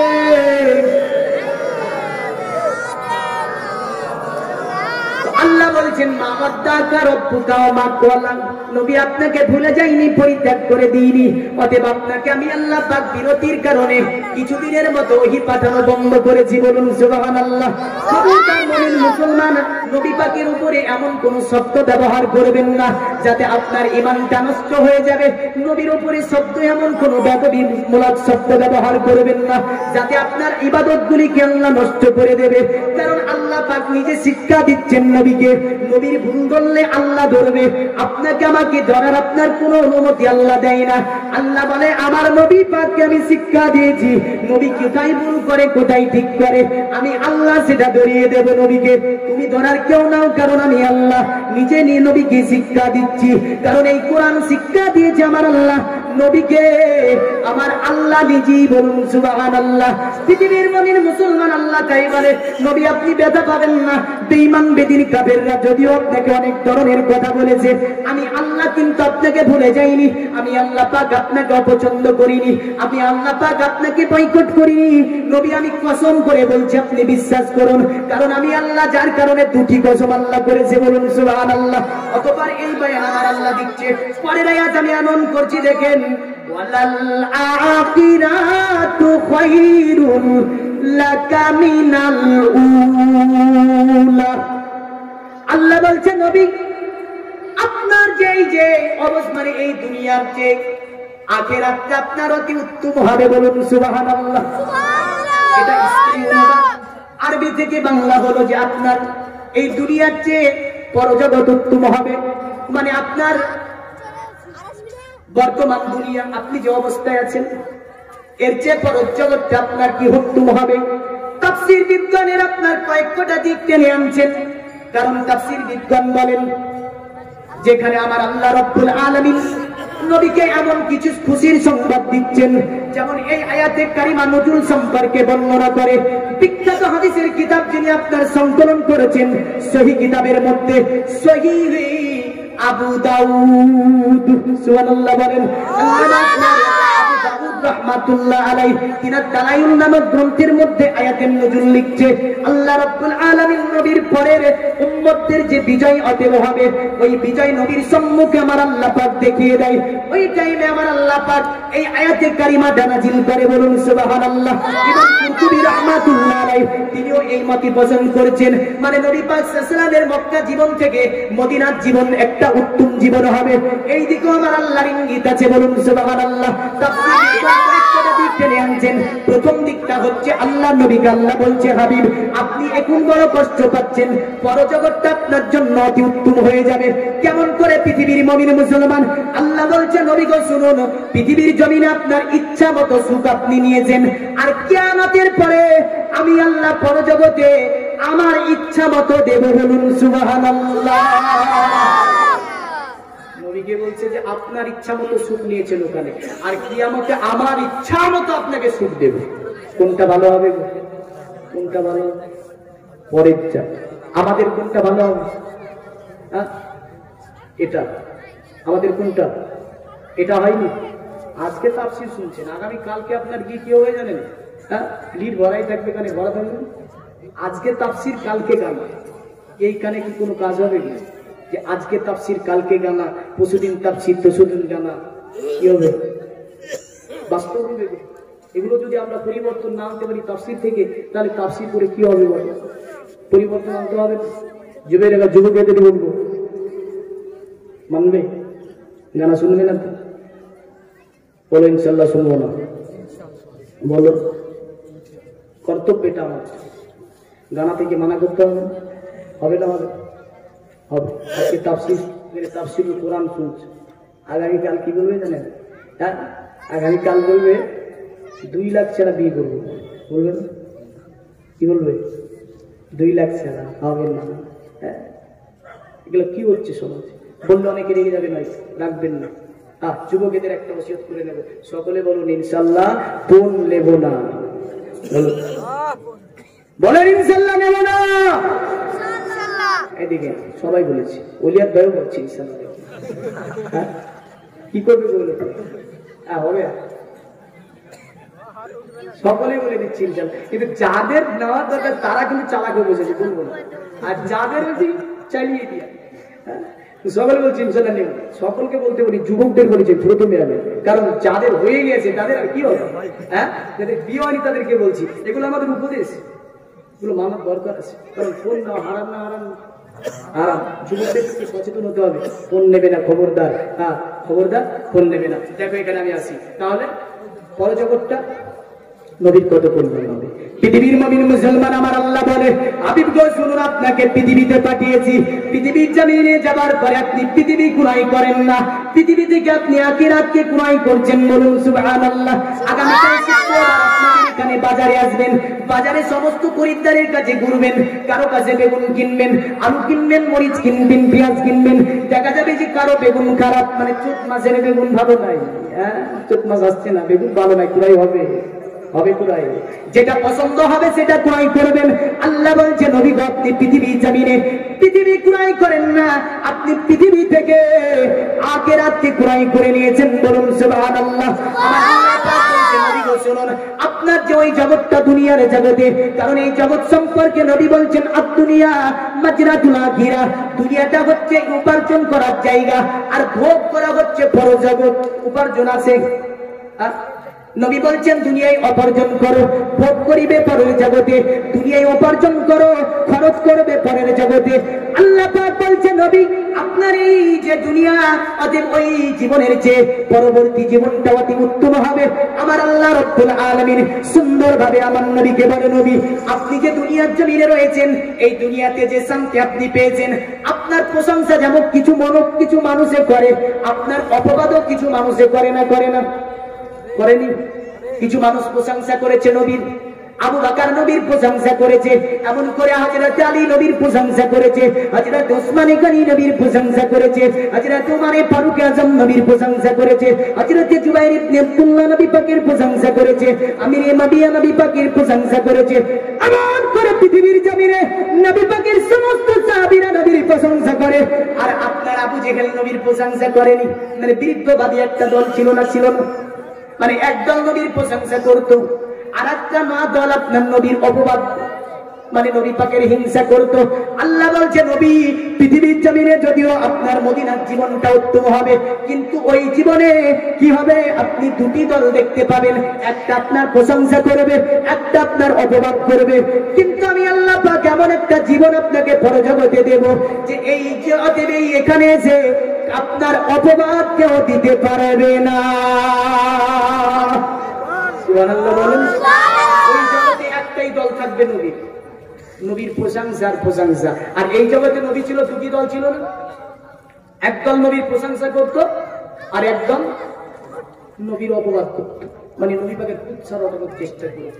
তা আল্লাহ বলছে, নবী এই জগৎটাতে যদিও আপনি একটা সাম্রাজ্য, একটা মানে ইসলামিক রাষ্ট্র প্রতিষ্ঠিত করবেন, এরপরে যেটা দেখাচ্ছে আমার আল্লাহ নবীকে, বলুন সুবহানাল্লাহ, যেটা নবীকে দেখাচ্ছেন আমার আল্লাহ। আল্লাহ বলছে কি, ওয়ালাল আখিরাতু খায়রুল লাকা মিনাল উলা, নবী শুনুন, আপনার এই জীবনের চেয়ে পর জীবনটা অতি উত্তম হয়ে উঠবে, কারণ আমি আল্লাহ পাক আপনাকে অচিরে এমন কিছু জিনিস দান করব, আমার রহমত যেন আপনার উপরে বৃষ্টির মতো বর্ষণ হবে। বলুন সুবহানাল্লাহ। আল্লাহ রাব্বুল আলামিন পরের আয়াতে আসছি, এবার মনোযোগ চাইব আমি, কারণ সুন্দরতম আমার আল্লাহ পাক এত আলোচনা করছেন। ওয়াল্লা সাউফা ইউতিকা রাব্বুকা ফাতারদা। জোরে বলুন সুবহানাল্লাহ। সুবহানাল্লাহ। সুবহানাল্লাহ বলে নেকি হচ্ছে না? হচ্ছে না? হচ্ছে না? নেকি হচ্ছে। সকলে বলবেন। অনেকে চুপচাপ বসে আছে, অনেকে চুপচাপ আছেন। আল্লাহ বলছে দেখেন, ওয়াল্লা সাউফা ইউতিকা রাব্বুকা ফাতারদা। এ নবী আপনাকে আমি অচিরেই খুশি করব। এ নবী আপনাকে আমি অচিরেই এমন কিছু জিনিস দান করব, আপনি খুশি হয়ে যাবেন। সুবহানাল্লাহ বলেন। সুবহানাল্লাহ। আল্লাহ চাই নবীকে খুশি করতে, আমরা চাই আল্লাহকে খুশি করতে। কারণ পৃথিবীর জমিনে আমার আল্লাহ পাক আপনার আদম নবী থেকে নিয়ে ঈসা নবী পর্যন্ত যত নবীকে পাঠিয়েছিল, আদম নবীকে আল্লাহ বলেছিল, আদম পৃথিবীতে আমি আল্লাহ তোমাকে নবী বানিয়েছি, এ আদম আমি আল্লাহ তোমার জিজ্ঞাসা করব, এ আদম তুমি বলো কিসে রাজি? আদম নবী বলেছিল, আল্লাহ তুমি যাতে রাজি আমি আদম নবী তাতে রাজি। আল্লাহ পাক হযরত ইদ্রিসকে বলেছিল, ইদ্রিস আমি আল্লাহ পাক পৃথিবীতে তোমাকে একজন জান্নাতের নবী বানিয়েছি, তোমাকে আমি আল্লাহ রাব্বুল আলামিন 30 খানা সহিফা দিয়েছি। বলুন সুবহানাল্লাহ। এ নবী ইদ্রিস আমি আল্লাহ পাক তোমাকে পোশাক পরিধান পোশাক কেমন করে তৈরি করতে হয় এই শিক্ষাটা আমি আল্লাহ পাক দিয়েছি। পৃথিবীর মামিন মুসলমান যদিও ভূগোলের মধ্যে মানুষ তৈরি করার যে ইতিহাসটা লিখেছে, নাস্তিকদের একটা বর্ণনা যে মানুষ নাকি আপনার প্রথমে পানিতে একটা কিনা জন্ম নাই, অতঃপর আস্তে আস্তে বেঙ্গাজি রূপ ধারণ করে, অতঃপর ইঁদুরের আকার ধরে, আস্তে আস্তে ইঁদুরটা বড় হয়, অতঃপর আপনার কি হয়, আস্তে আস্তে মানবের রূপ নাই। বলুন নাউজুবিল্লাহ। কত বড় মিথ্যা কথা! যদি কোনো ব্যক্তি মেনে নাই ঈমানটা চলে যাবে, কারণ পৃথিবীর প্রথম মানুষ হচ্ছে আমার আল্লাহ। পৃথিবীর জমিনে আপনি ইতিহাস এবং ভূগোলের পৃষ্ঠাতে লেখা আছে দেখবেন যে মানুষ গাছের ছাল পরিধান করেছে, এমন করে আপনার পশুর চামড়া পরিধান করেছে, লতা পাতা পরিধান করেছে। আপনি কি বলতে পারবেন পৃথিবীতে মানুষ কয় হাজার বছর ধরে আপনার গাছের চামড়া, আপনার পশুর চামড়া এমন করে আপনার ছাল লতা পাতা পরিধান করেছে? আপনাকে ইতিহাসটা তাফসীর থেকে ওপেন করে দেখিয়ে দেব। পৃথিবীর জমিনে মানুষ আপনার 2500 বছর ধরে গাছের আপনার ছাল, পশুর চাল এমন করে লতা পাতা পরিধান করেছে। বলুন সুবহানাল্লাহ। পৃথিবীতে দেখুন আল্লাহ পাক নবী ইদ্রিস নবীকে আল্লাহ পাক পাঠিয়ে দেয়, ইদ্রিস নবীকে পোশাক তৈরি করার সমস্ত পদ্ধতি আমার আল্লাহ শিখিয়ে দেয়। পবিত্র কোরআনের তাফসীরে সমস্ত ঘটনাগুলি রয়েছে। আপনার আমার আল্লাহ রব্বুল আলামিন ইদ্রিস নবীকে আপনার শিখিয়ে দেয়। ইদ্রিস নবী পোশাক আপনার প্রচলন করে। আল্লাহ ইদ্রিস নবীকে বলেছিল, ইদ্রিস আমি আল্লাহ পাক পৃথিবীতে তোমাকে নবী বানিয়েছি। এ নবী ইদ্রিস আমি আল্লাহ তোমাকে একটা কথা জিজ্ঞাসা করব। নবী ইদ্রিস বলো তুমি কিসে রাজি? ইদ্রিস নবী বলেছিল, আল্লাহ পৃথিবীতে তোতে তুমি যাতে রাজি আমি ইদ্রিস নবী তাতে রাজি। বলুন সুবহানাল্লাহ। আল্লাহ পাক মুসা কালিমুল্লাহকে বলে, মুসা তোমাকে আমি আল্লাহ পাক পৃথিবীতে নবী বানাচ্ছি। মুসা নবী তোমাকে আমি জিজ্ঞাসা করব পৃথিবীতে তুমি কিসে রাজি? মুসা নবী বলেছিল, আল্লাহ এ আমার মাবুদ তুমি যাতে রাজি আমি মুসা নবী তাতে রাজি। আমার আল্লাহ পাক এর নবী হযরত ইব্রাহিমকে আল্লাহ জিজ্ঞাসা করে, ইব্রাহিম বলো তুমি কিসে রাজি? ইব্রাহিম নবী একই উত্তর দেয়, আল্লাহকে তুমি যাতে রাজি আমি ইব্রাহিম নবী তাতে রাজি। এমন করে ঈসা রূহুল্লাহ পর্যন্ত সমস্ত নবীদেরকে আল্লাহ জিজ্ঞাসা করে, কিন্তু আপনার নবীকে আল্লাহ বলে, নবী আপনি যাতে রাজি, আপনি যাতে খুশি আমি আল্লাহ তাতে খুশি। জোরে বলুন সুবহানাল্লাহ। নবী যাতে খুশি আল্লাহ তাতে খুশি, নবী যাতে রাজি আল্লাহ তাতে রাজি।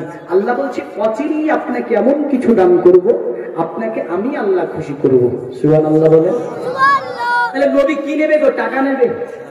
জমি যাই, পাহাড়, সোনা, হীরা, মুক্তা কি নেবে নবী? তাফসীরে আসছে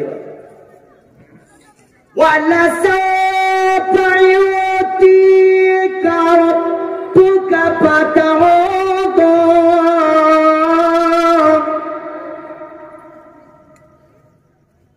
আমার আল্লাহ বলছে নবী আমার আমার এখন সাহায্য আপনার উপরে এমন ভাবে বৃষ্টির মতো বর্ষণ হবে। মনোযোগ, আমি আল্লাহ আপনাকে এমন সাহায্য করব, এখন আপনি দেখতে থাকুন নবীর জীবন দশায় কি হয়। আল্লাহ পাকের নবী যখন আপনার এই আয়াত নাযিল হয়েছিল, আল্লাহ বলে নবী গো আপনি কি করবেন এরপরে জানেন? আল্লাহ নবী বলেন কি? আল্লাহ বলে আপনার জীবন দশায় আপনি এমন একটা সাম্রাজ্য গঠন করবেন, ওই সাম্রাজ্যের সঙ্গে যদি কেউ যুদ্ধ করতে চাই চূর্ণ বেচূর্ণ হয়ে যাবে। বলুন সুবহানাল্লাহ। কারণ আমার নবী পাক সাল্লাল্লাহু আলাইহি সাল্লাম দক্ষিণ উপকূল হতে উত্তরে আপনার রোমান সাম্রাজ্য, পারস্য, সিরিয়া এবং আপনার ইরাকি সাম্রাজ্য পর্যন্ত, পূর্ব দিকে পারস্য উপসাগর, পশ্চিমে লোহিত সাগর পর্যন্ত নবী পাক সাল্লাল্লাহু আলাইহি সাল্লামের জীবন দশায় শাসন আদি হয়েছিল। সুবহানাল্লাহ বলা যাবে না? মনে আছে কতদূর বলেছি? পূর্ব দিকে, দক্ষিণে কোন দিক বলেছি? দক্ষিণ উপকূল হতে উত্তরে রোমান সাম্রাজ্য থেকে নিয়ে পারস্য, পারস্য থেকে নিয়ে ইরাকি সীমান্ত পর্যন্ত, এবং কি আপনার কি পূর্ব দিকে পারস্য উপসাগর আর আপনার পশ্চিমে লোহিত সাগর পর্যন্ত নবীর জীবন দশায় নবী শাসন করেছিল। চতুর্দিকে একই রকমের কালেমার ধ্বনি, সমগ্র দেশে কালেমার শব্দে আপনার একটা যেন দেশে একটা মুখরিত তৈরি হয়। বলুন সুবহানাল্লাহ। কি হয়? লা ইলাহা ইল্লাল্লাহ, লা ইলাহা ইল্লাল্লাহ, মুহাম্মাদুর লা ইলাহা ইল্লাল্লাহ, লা ইলাহা ইল্লাল্লাহ, লা ইলাহা ইল্লাল্লাহ, মুহাম্মাদুর রাসূলুল্লাহ সাল্লাল্লাহু আলাইহি সাল্লাম। সমগ্র দেশে আপনার কি তাদের আকীদা, বিশ্বাস, নৈতিক আপনার উন্নতি, মৌলিক চরিত্র সমস্ত দিককে পরিবর্তন এনে দেয় আমার নবী পাক। এমন করে আল্লাহর নবীর আপনার কি এই যে সংগ্রামটি কতদূর আপনার সাহাবীদের জামানায় এশিয়া, আফ্রিকা, ইউরোপ এত বড় বড় দেশের উপরে বিজয় হয়ে দাঁড়িয়েছিল। বলুন সুবহানাল্লাহ। নবীকে আল্লাহ বলছে আল্লাহ সাওফা ইউতিকা রাব্বুকা ফাতাওদা, এ আমার নবী আপনাকে আমি আল্লাহ অচিরেই খুশি করে দেব, কারণ আপনাকে আমি আল্লাহ অবশ্যই খুশি করব। এখানে আরেকটি বিষয় আপনার তাফসীর বিদ্বান আনয়ন করেছেন, কারণ আপনাকে আমি 7 থেকে 8 খানা তাফসীরের উপর ফলো রাখার পরে এই আপনার সূরাটির উপরে তাফসীর আপনাকে সম্মুখে বসেছি। পৃথিবীর মানিন মুসলমান কত বড় তাফসীর আমি জানি না, কারণ এমন একটাই মহান সাগর, যদি আপনি বড় বড় মুফাসসির যারা তারা তাদের মুখ থেকে যদি শুনেন কতই না কত কিছু শুনতে পাওয়া যাবে। বলুন সুবহানাল্লাহ। কতই না কি ভরা আছে, পেটেন আছে, বুঝলেন? পেটেন কোম্পানি আড্ডায় দেখবেন, তাই না? ওই পেটেনটা দেখে দেখবেন ভিতরে কি আছে, স্বাদ পাওয়া যাবে।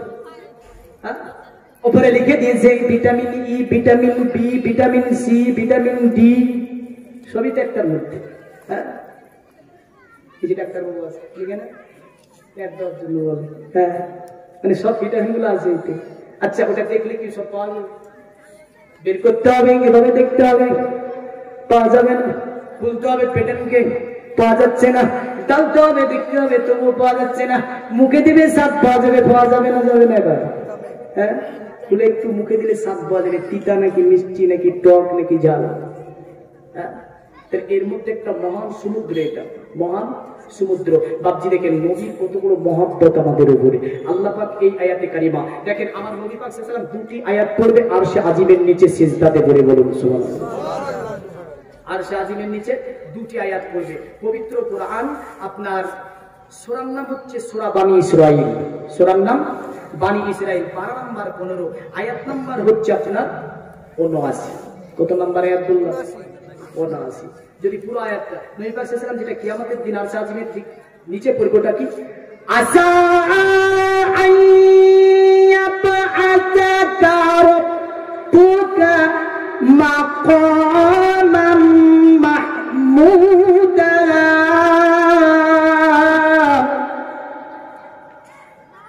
আয়াতের আপনার পুরোটাই ভাবে ওয়া মিনাল লাইলি ফাতাহাজ্জাদ বিহি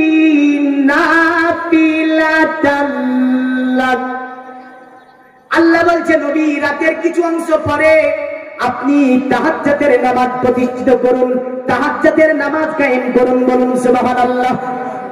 পৃথিবীর মুমিন মুসলমান, আপনাকে বলতে হবে আমাদের উপরে 5 ওয়াক্ত নামাজ ফরজ। আমার নবীর উপরে কয় ওয়াক্ত ছিল? নবীর উপরে 6 ওয়াক্ত। ক্লিয়ার দিচ্ছি। ওয়া মিনাল লাইলি ফাতাহাজ্জাদু বিহি নাফিলাতান লাক।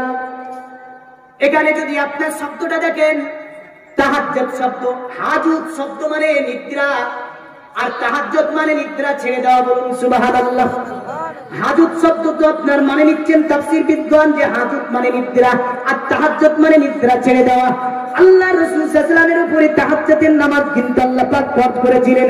আচ্ছা বাপজি, আমি যদি এখানে আপনাদের বলি তাহাজ্জুদের নামাজ কয়জন ব্যক্তি পড়ে?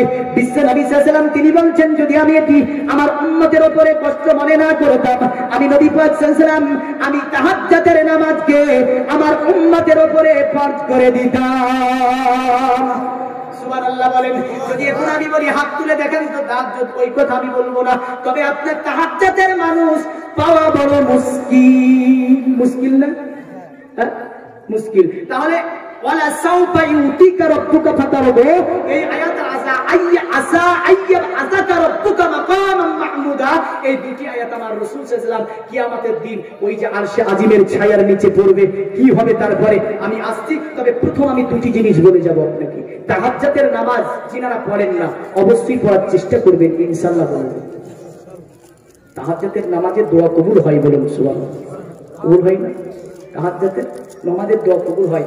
আমাদের ভারতবর্ষে মুঘল পিরিয়ডের যে বাদশাটা ছিল, ওই বাদশার নাম বাদশা শাহজাহান। কি নাম বললাম?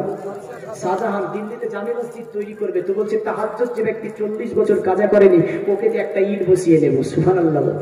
আহ, বাদশা কি ধর্মিক ছিল? তো 40 বছর তাহাজ্জুদের নামাজ কাজা করেনি এমন মানুষই নেই। কে ইট বসাবে? বাদশা বাধ্য হয়ে নিজে বসিয়ে নিজে বসিয়ে দিয়েছে। তার মানে ইতিহাস লিখছে ওনার সম্পর্কে যে বাদশার 40 বছর তাহাজ্জুদের নামাজ কাজা ছিল না, বলুন সুবহানাল্লাহ। তাহলে তাহাজ্জুদের নামাজ পড়বেন, পড়লে কি হবে? আমাকে অনেকজন কয়েকটা টপিক দিয়েছে, দেখেন অত টপিকের প্রতি আলোচনা করতে পারবো না। একজন আমাকে বললো যে ওলি সম্পর্কে একটু টাচ দিয়ে দেবেন। দেখেন তাহাজ্জুদের নামাজ কি জানেন?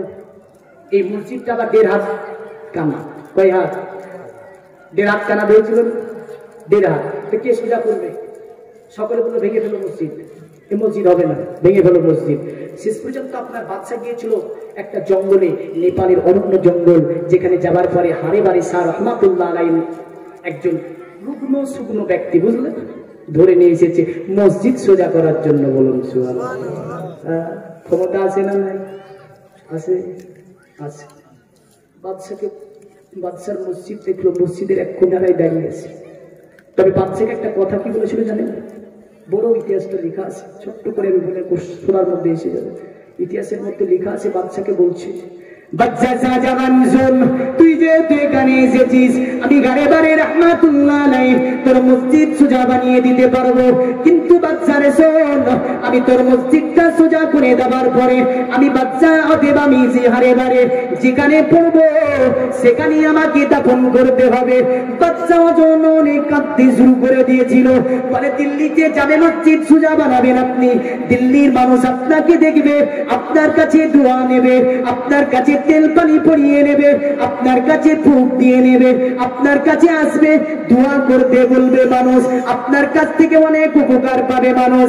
বাচ্চাকে বলল, বাচ্চা রে শোন, এমন নামদার আমার দরকার নাই, কারণ আমি আল্লাহকে বলেছি, আল্লাহ পৃথিবীতে যেই দিন আমি হারে বারে আমাকে মানুষ জেনে ফেলবে, মানুষে দেখে ফেলবে, মানুষ আমার মধ্যকার বস্তুকে জেনে ফেলবে, আল্লাহ সেই দিন পৃথিবীতে আমি হারে বারে থাকতে চাই না। এ বাচ্চা, যেহেতু তুই জেনে ফেলেছিস আর দিল্লিতে মানুষ জেনে ফেলবে, আল্লাহকে যা বলেছি আমি ওটাই ঘটবে, বলুন সুবহানাল্লাহ।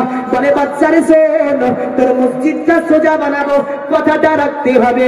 বাচ্চা অজন্য অনেক কেঁদে ফেলেছিল, বলে হুজুর যেহেতু আপনি এমন আমাকে ওয়াদা দেন, ঠিক আছে চলুন দিল্লির জামে মসজিদে। দিল্লির জামে মসজিদের কেনারায় এসে দাঁড়িয়েছে রুগ্ন শুকনো ব্যক্তি, গায়ে হাত দিয়ে আর আপনার চামড়া রয়েছে।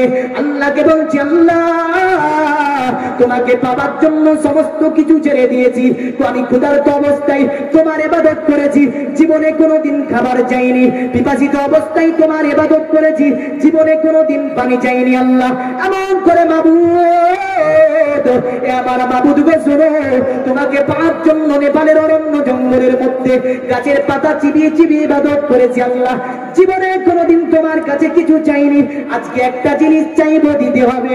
আল্লাহ বলছে আমার বান্দা, আমি আল্লাহ তোমার উপরে খুশি হয়েছি, তুমি তো চাও না আমার কাছে, যা চাইবে তাই দেবো। বলুন সুবহানাল্লাহ।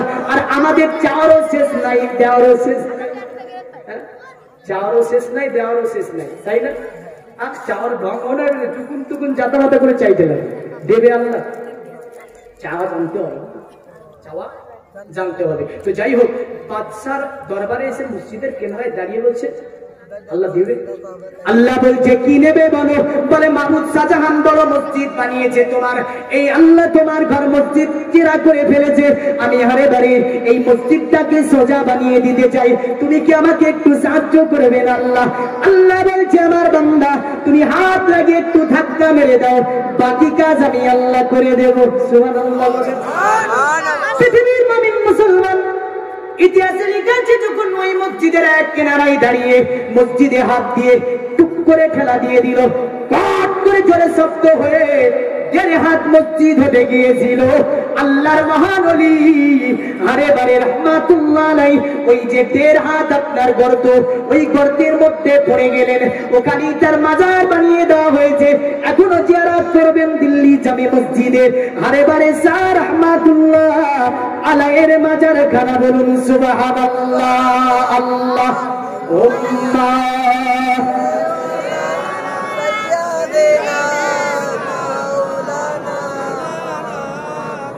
وعلى آله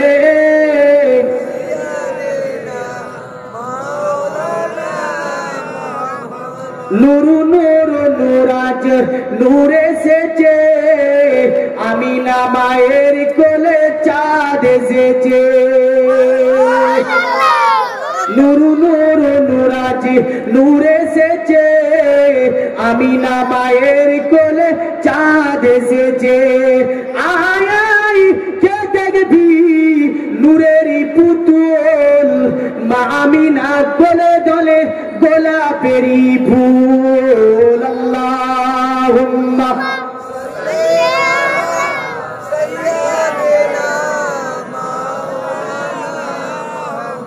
وعلى آله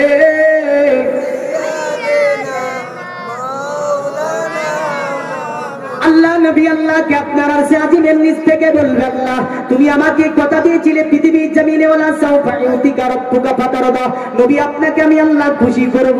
মাবুদ আমি খুশি হব না অতক্ষণ পর্যন্ত যতক্ষণ আমার একটা গুনাহগার উম্মত জাহান্নামে থাকবে। বলুন সুবহানাল্লাহ। পৃথিবীর মুমিন মুসলমান বুখারী এবং কারো আপনার সেই হাদিসের মধ্যে সুন্দরতম একটি হাদিস তিরমিজির মধ্যে 400 আপনার 88 পৃষ্ঠার মধ্যে হাদিসটি বর্ণনা করা হচ্ছে।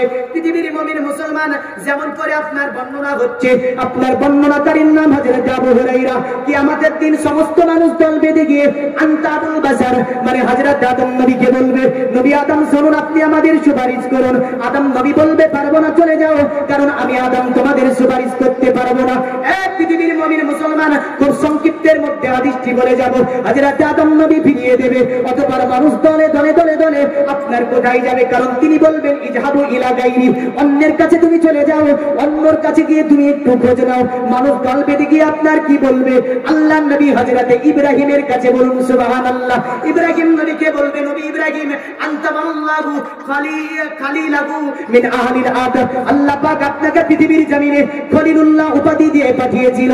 এ নবী ইব্রাহিম আপনি হচ্ছেন জাতির পিতা, কারণ এ নবী ইব্রাহিম আলাইহিস সালাম আপনার কাছে আমরা সকলে এসেছি, দয়া করে এই মাঝারে আপনি আমাদেরকে একটু সুপারিশ করুন। ইব্রাহিম নবী বলবে হবে না, অন্য কোথাও তোমরা চলে যাও।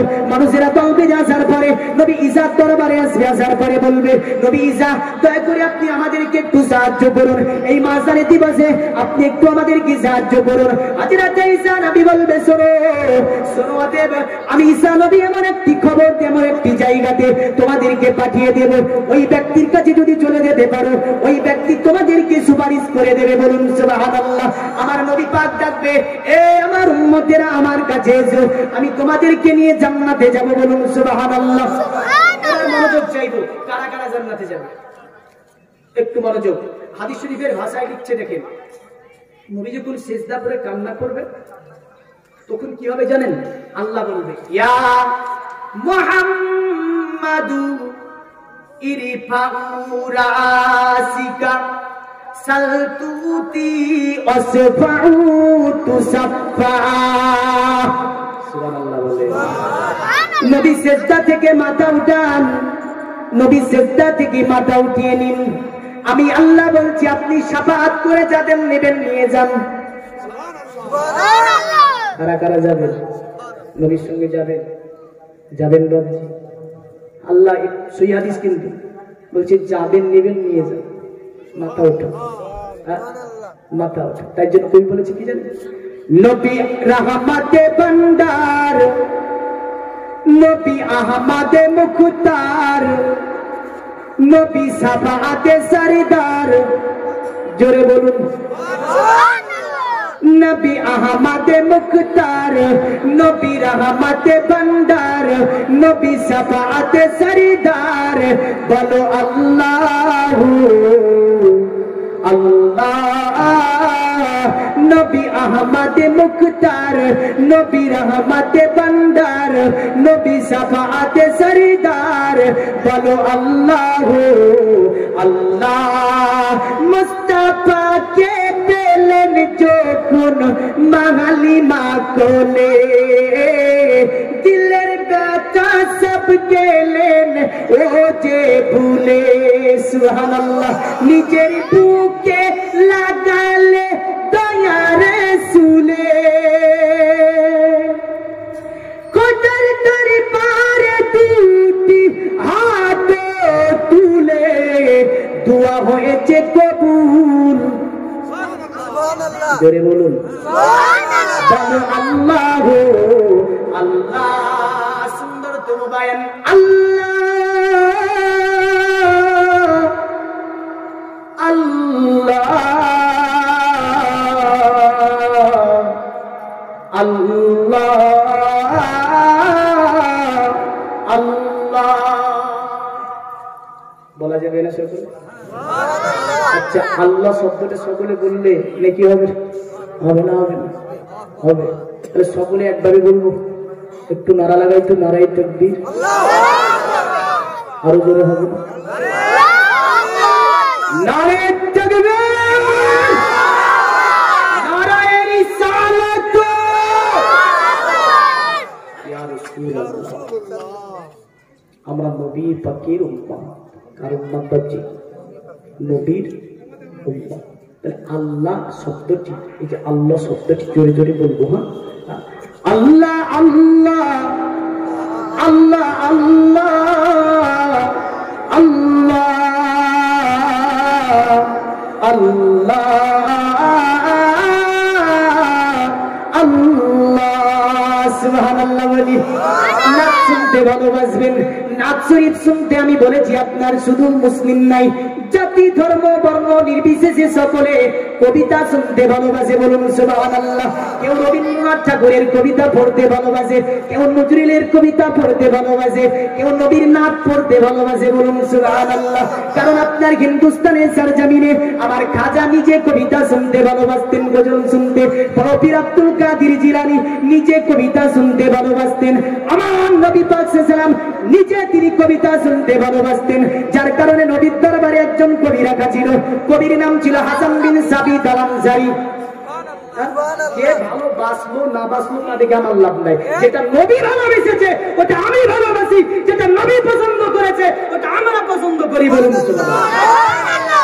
নারে তাকবীর, নারে রিসালাত, নারে রিসালাত। নবী যেটাকে ভালোবাসে সেটাকে ভালোবাসতে হবে না? হবে না? উমাইয়া পিরিয়ড বলুন, ইতিহাস পড়েন, ইতিহাস পড়তে হবে। উমাইয়া পিরিয়ডের প্রতিটা বাদশার দরবারে কবি রাখা ছিল। আপনার এমন করে আব্বাসি পিরিয়ড পড়ুন বাদশা, এই আব্বাসি পিরিয়ডের প্রতিটা বাদশার দরবারে কবি রাখা ছিল। মহান শহরে ইসলামিক কবি লেখা থাকতো, তারা কবিতা আবৃত্তি করতো। বলুন সুবহানাল্লাহ। সমগ্র পৃথিবী চলছে কবিতায়। আমার আল্লাহ বলেন পৃথিবীবাসী কবিতা ভালোবাসে, আমি আল্লাহ কোরআনকে কবিতার মতন করে পাঠাবো। বলুন সুবহানাল্লাহ। কোরআনটা কোন অংশ কবিতা না গদ্য না পদ্য?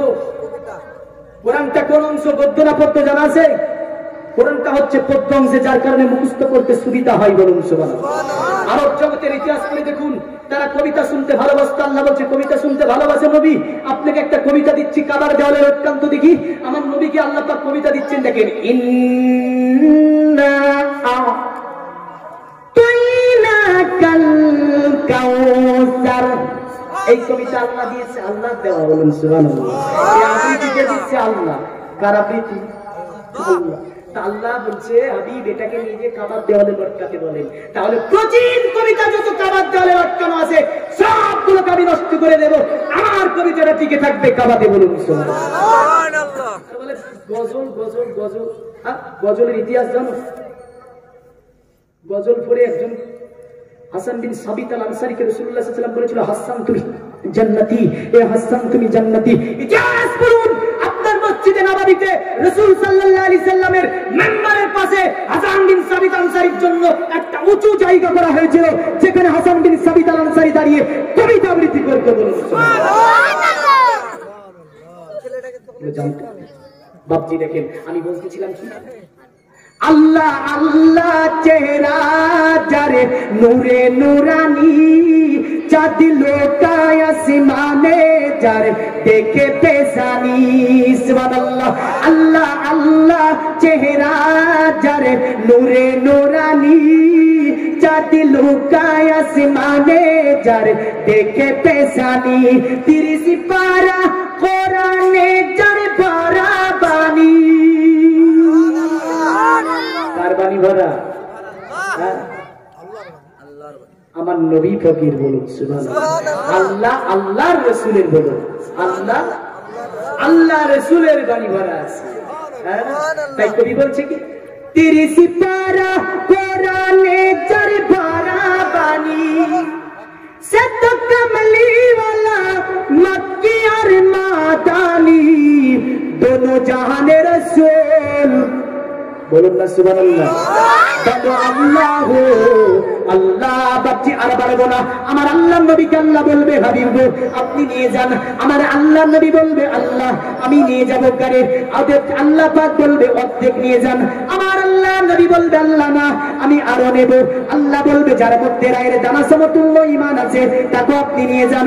এবং কি যে ব্যক্তি মান ক্বালা লা ইলাহা ইল্লাল্লাহ মুহাম্মাদুর রাসূলুল্লাহ সাল্লাল্লাহু আলাইহি সাল্লাম পড়েছে তাদেরকে আপনি নিয়ে যান। বলুন সুবহানাল্লাহ। আল্লাহ বলেন সাউফা ইউতিকা রাব্বুকা ফাতারদা। নবী অচিরে আপনাকে আমি আল্লাহ পাক খুশি করব। এই আয়াতের হিকমত যদি আপনি আনতে যান, সাউফা শব্দ দিয়ে আমার আল্লাহ পাক কি বোঝাচ্ছেন? সাউফা হচ্ছে দূরবর্তী ভবিষ্যৎকাল। এটা এমন একটা ক্রিয়াপদ। সাউফা শব্দটি দূরবর্তী ভবিষ্যৎকাল। কারণ বেঈমান বেদিনরা বলেছিল আল্লাহ ওহী অবতীর্ণ করা নবীর উপরে বন্ধ করেছে, নিশ্চয়ই নবী মরে যাবে, নবী আর পৃথিবীতে বেঁচে থাকবে না। আল্লাহ বলছে নবী শুনুন আপনার টাইম এখন আসেনি, আপনি দীর্ঘ একটা লং সময় পৃথিবীতে থাকবেন। বলুন সুবহানাল্লাহ।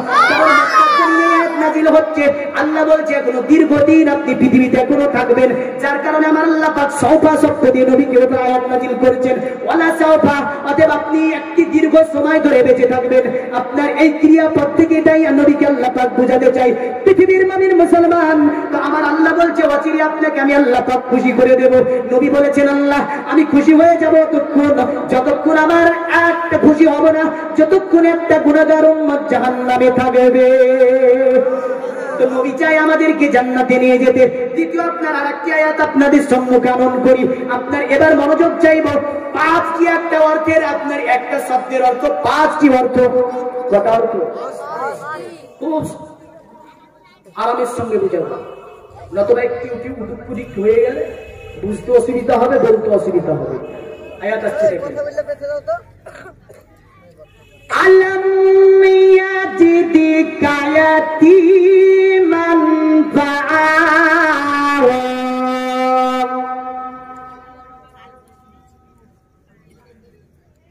আলম ইয়াজিদিকা ইয়াতীমান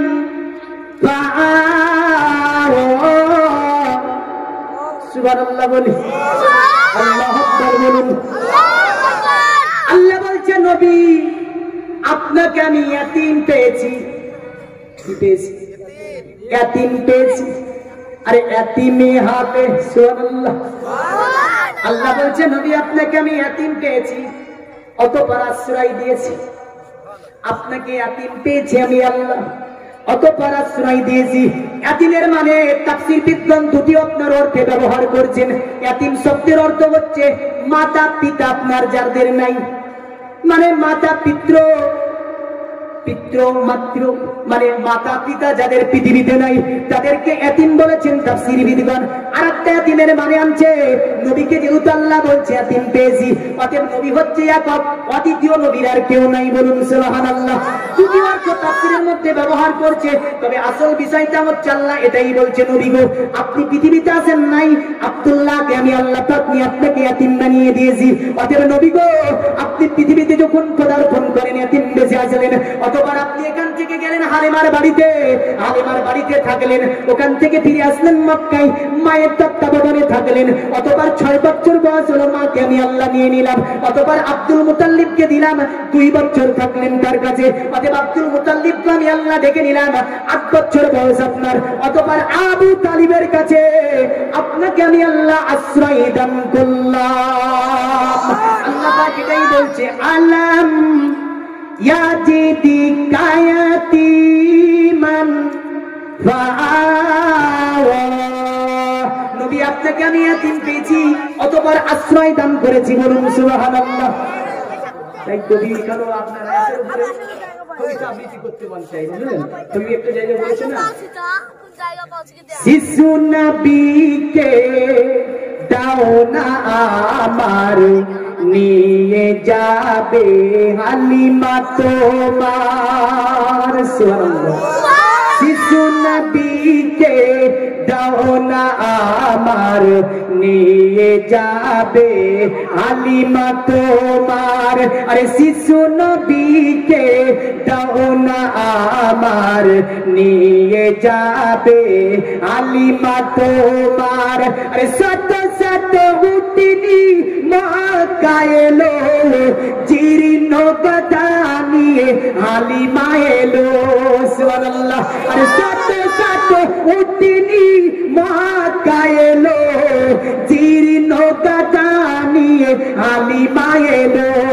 হালিমা তোমার দেখা নেই আর, হালিমা তোমার দেখা নেই আর, তোমারি কোলে শিশু নবীরাই।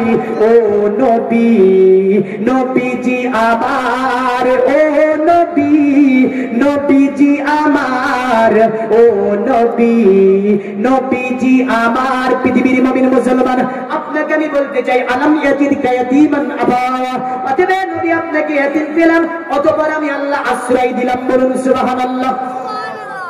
পরের আয়াত, মানে সূরা আমাকে শেষ করতে হবে, বুঝলেন?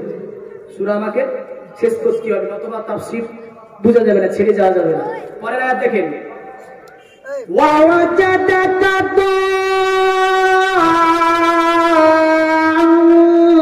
দাল্লান ফাগাদা।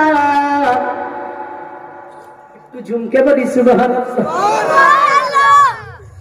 এবার মনোযোগ চাইবে। স্ত্রী যদি অনুবাদ নেন, নবীকে পথভ্রষ্ট বলতে হবে। নবীকে কি পথভ্রষ্ট বলা যাবে? বলুন যাবে? যাবে না। নবীকে পথভ্রষ্ট বলা যাবে না। আল্লাহ পাক দল্লা শব্দ আনছেন। আল্লাহ দেখেন, ওয়াজাদাকা দাল্লান ফাগাদা।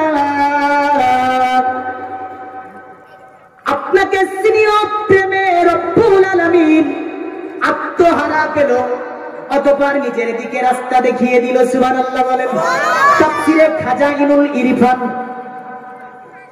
পৃথিবীর মুমিন মুসলমান দল্লা শব্দটিকে 5টি শব্দে ব্যবহার করছে। আপনার কোরআন শরীফের আয়াত আমি আনবো এখানে অনেক। দল্লা মানে পথভ্রষ্ট, একটা মানে মনে রাখবেন, দল্লা মানে কি বললাম?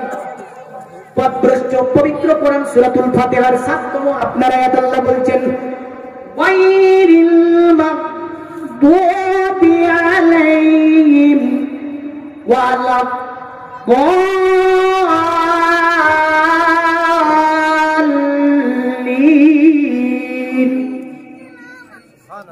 বলছে কি, যে পথে তোমার চির অভিশাপ, যে পথে ভ্রান্তির চির পরিতাপ। নজরুলের মানেটা বলে দিচ্ছি, সে পথ মোদের করিও না কখনো গামী।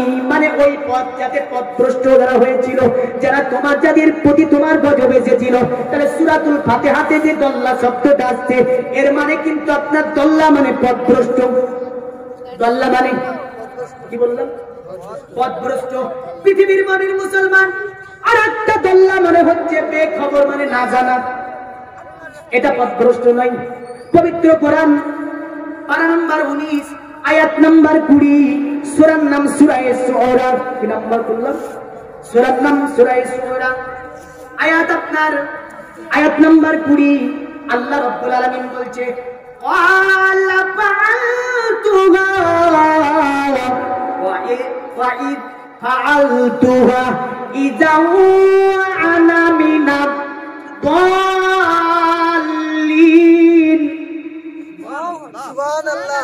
সুন্দর আয়াত, সূরা শুরার মধ্যে বলছে, ক্বালা ফাআলতুহা ইযা আনা মিনাদ দাল্লিন। এই দল্লা শব্দ আবার বলছে এখানে কোরআনে। এখানে কিন্তু কোরআন পথভ্রষ্ট বলে না, একই শব্দ চলছে। প্রথম নম্বরে বলেছি পথভ্রষ্ট, দ্বিতীয় নম্বরে বেখবর ভাবে কোরআনে কিন্তু এখানে দল্লা শব্দ ব্যবহার করেছে। মানে আল্লাহর নবী হযরতে আপনার মুসা কালিমুল্লাহ, ঘটনা শুনেছিলেন? আর ঘটনা পুরা কোরআনে আছে না? পুরা ঘটনা আছে। মুসা কালিমুল্লাহ মিশরের বাজারে দাঁড়িয়েছিল। মিশরের বাজারে দাঁড়িয়ে আছে, ওখানে একটা ধিক্কার কিপ্তিয়া মিশরের বাজারে আপনার কি করছে, বানি ইসরাইলদের প্রতি অত্যাচার করছিল। আল্লাহর নবী মুসা কালিমুল্লাহ যুবক অবস্থায় ছিলেন। তিনি ভাবলেন যে কত বদমাইশ এই ব্যক্তি, যাবার পরে ধিক্কার কিপ্তিয়াকে এক চড় মেরেছিল। এক চড়ই দুনিয়া থেকে বিদায়। কোথা থেকে বিদায়? কোরআন বলছে যে এক চড়ে বিদায় করেছিল। কিন্তু হযরত মুসা আলাইহিস সালাম যখন মেরেছিল, তরুণ যুবক মুসা, কত শক্তি আছে জানেন? নবীদের প্রতিটা নবীকে আল্লাহ পাক এত ক্ষমতার অধিকারী করেছিল, তাদের যদি রাগান্বিত ভাবে একটা চড় মারতো, ও দুনিয়া ত্যাগ করত। মুসা নবী আলাইহিস সালামের জালালুল কদর লাগে, ইনার জীবনেতে লেখা আছে ফেরেশতা মালাকাল মউত পর্যন্ত তার দরবার থেকে ফিরে গিয়ে আসতে চাই। তাহলে আল্লাহ যাও এত রাগ মরতে চাই না, মৃত্যুর খবর শুনলে রেগে যায়। একটা চড় মেরেছিল, মিশকাত শরীফের হাদিসে আছে, হযরত জিবরাইলকে আজরাইলকে একটা চোখ বেরিয়ে গিয়েছে। হ্যাঁ, এত রাগ। তো মিশরের বাজারে তরুণ যুবক দাঁড়িয়ে আছে, বুঝলেন? অন্যায় ভাবে এই ধিক্কার কিপ্তিয়া কি করছিল, মিশরে আপনার বানি ইসরাইলদের প্রতি অত্যাচার করছিল। মুসা নবী তরুণ যুবক ছেলে থাকতে না পেরে গিয়ে একটা চড় মরে গেল।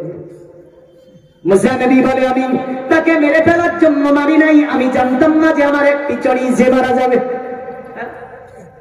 এটা আমার জানা ছিল যে আমার একটা চড়িও মারা যাবে। মানে বেখবর, এটাকে বলছে বেখবর। দল্লা শব্দ মানে বেখবর। তাই কোরআনে আপনার কথাটা এইভাবে আনছে, ক্বালা ফাআলতুহা ইযা আনা মিনাদ দাল্লিন। এখানে বেখবর মানে নিচ্ছে, দল্লা মানে কটা মানে পেলাম? দুটি, তিনটি পেয়ে গেছি। কি কি? এক পথভ্রষ্ট, এক বেখবর, আর একটা কি বলেছি বলেনি তো? আপনি তিনটি পেলেন কি করে? বেনাও।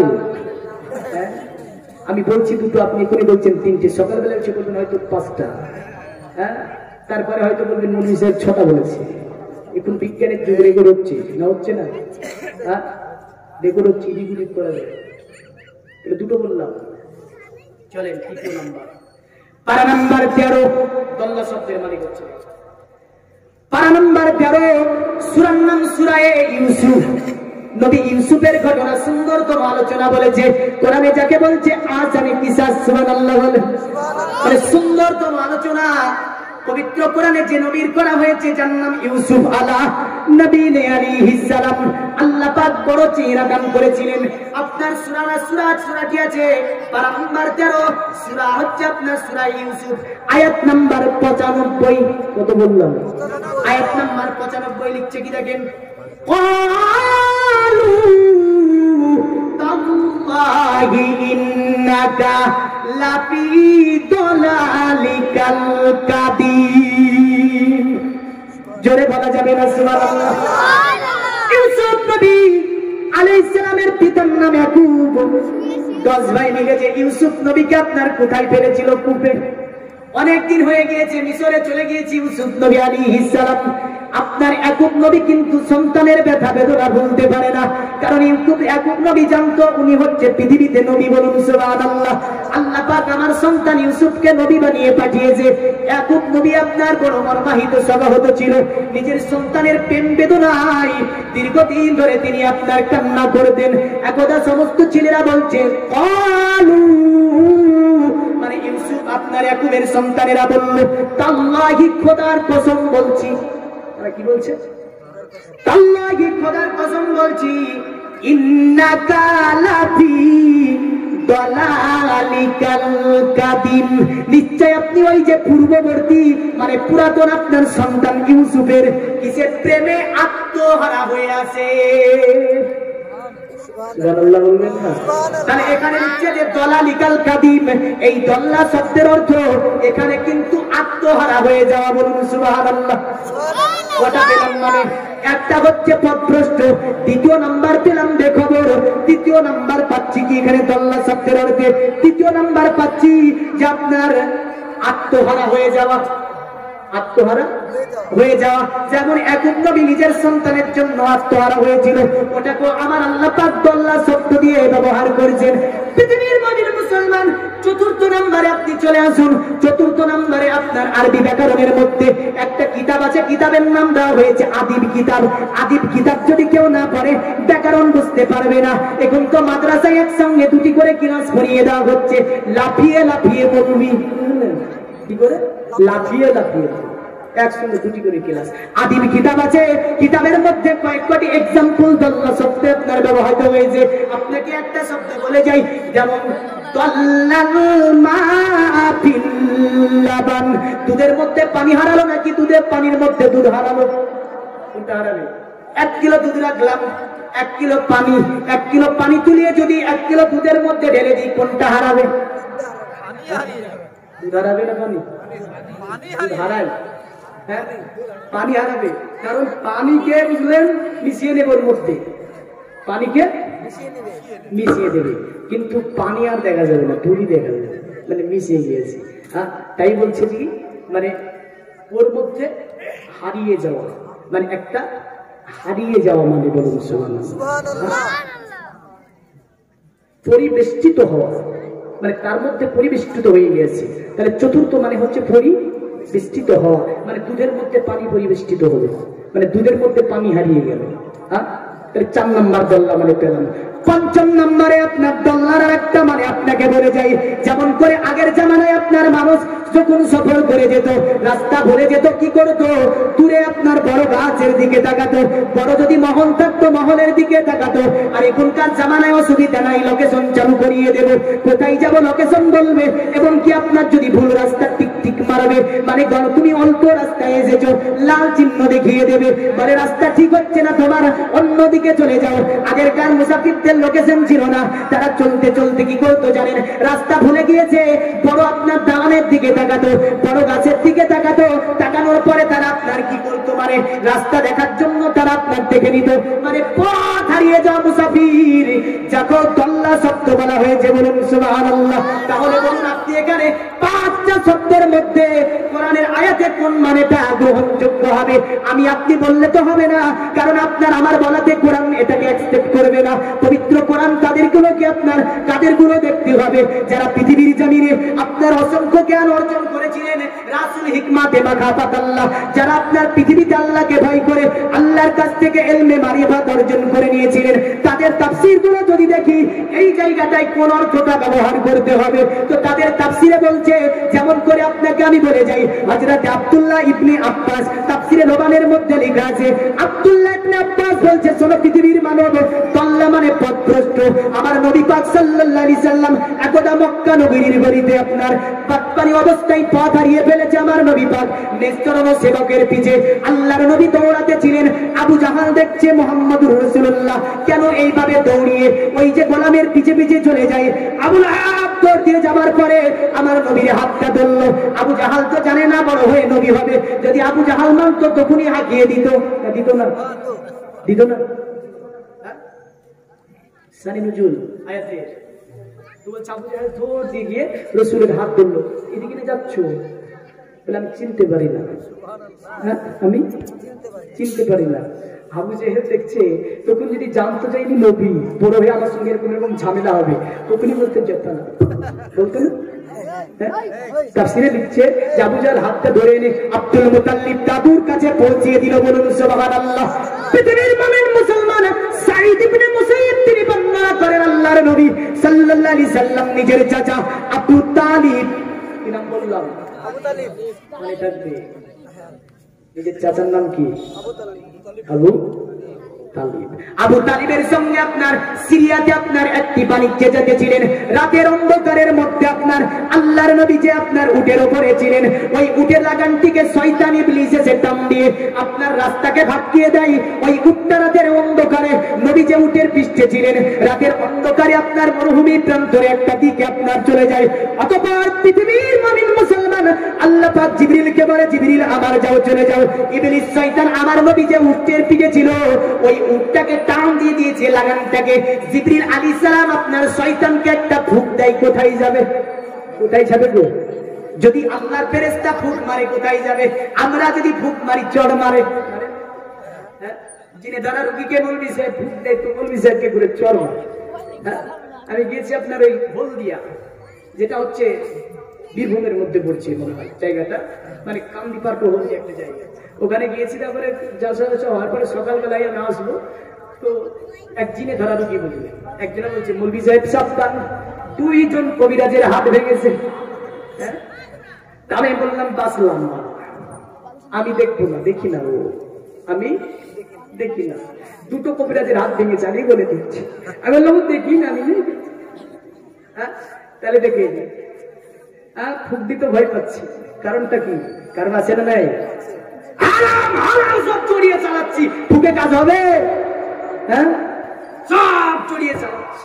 কোনটা হারাম আর কোনটা হালাল যদি সুদের কথা বলে, সুদ করে বলে মুরগির কাজ ভেঙে দেয়, অন্য টপিক যাক যাক দেখ। আল্লাহ এদিকে তুমি না বুঝে বলবে না, হ্যাঁ সুদ করে বলবে না আল্লাহ অন্যদিকে হটাও। কি মদখোর যদি মদের বিরুদ্ধে বলি তো মদখোর বলবে আল্লাহ কোন দিকে আছে, অন্যদিকে যাক, অন্যদিকে যা। জুয়ার কথা বললে জুয়াখোর বলবে এবার কোন দিকে আছে দেখো, অন্যদিকে যা। হিরণখোরের কথা বললে হিরণখোর বলবে বলবি কাজ হয় না, ঘুরে ঘুরে ওটাই তো। চোরের কথা বললে চোর, কাজ নাই। শরীয়তটাকে হারাম বলেছে, হারাম মানতে হবে। যদি না মানেন জাহান্নামে যাবেন। সুদ হারাম, আপনার মদ হারাম, জুয়া হারাম, এমন করে গানা হারাম, সবগুলোকে হারাম শরীয়ত বলছে।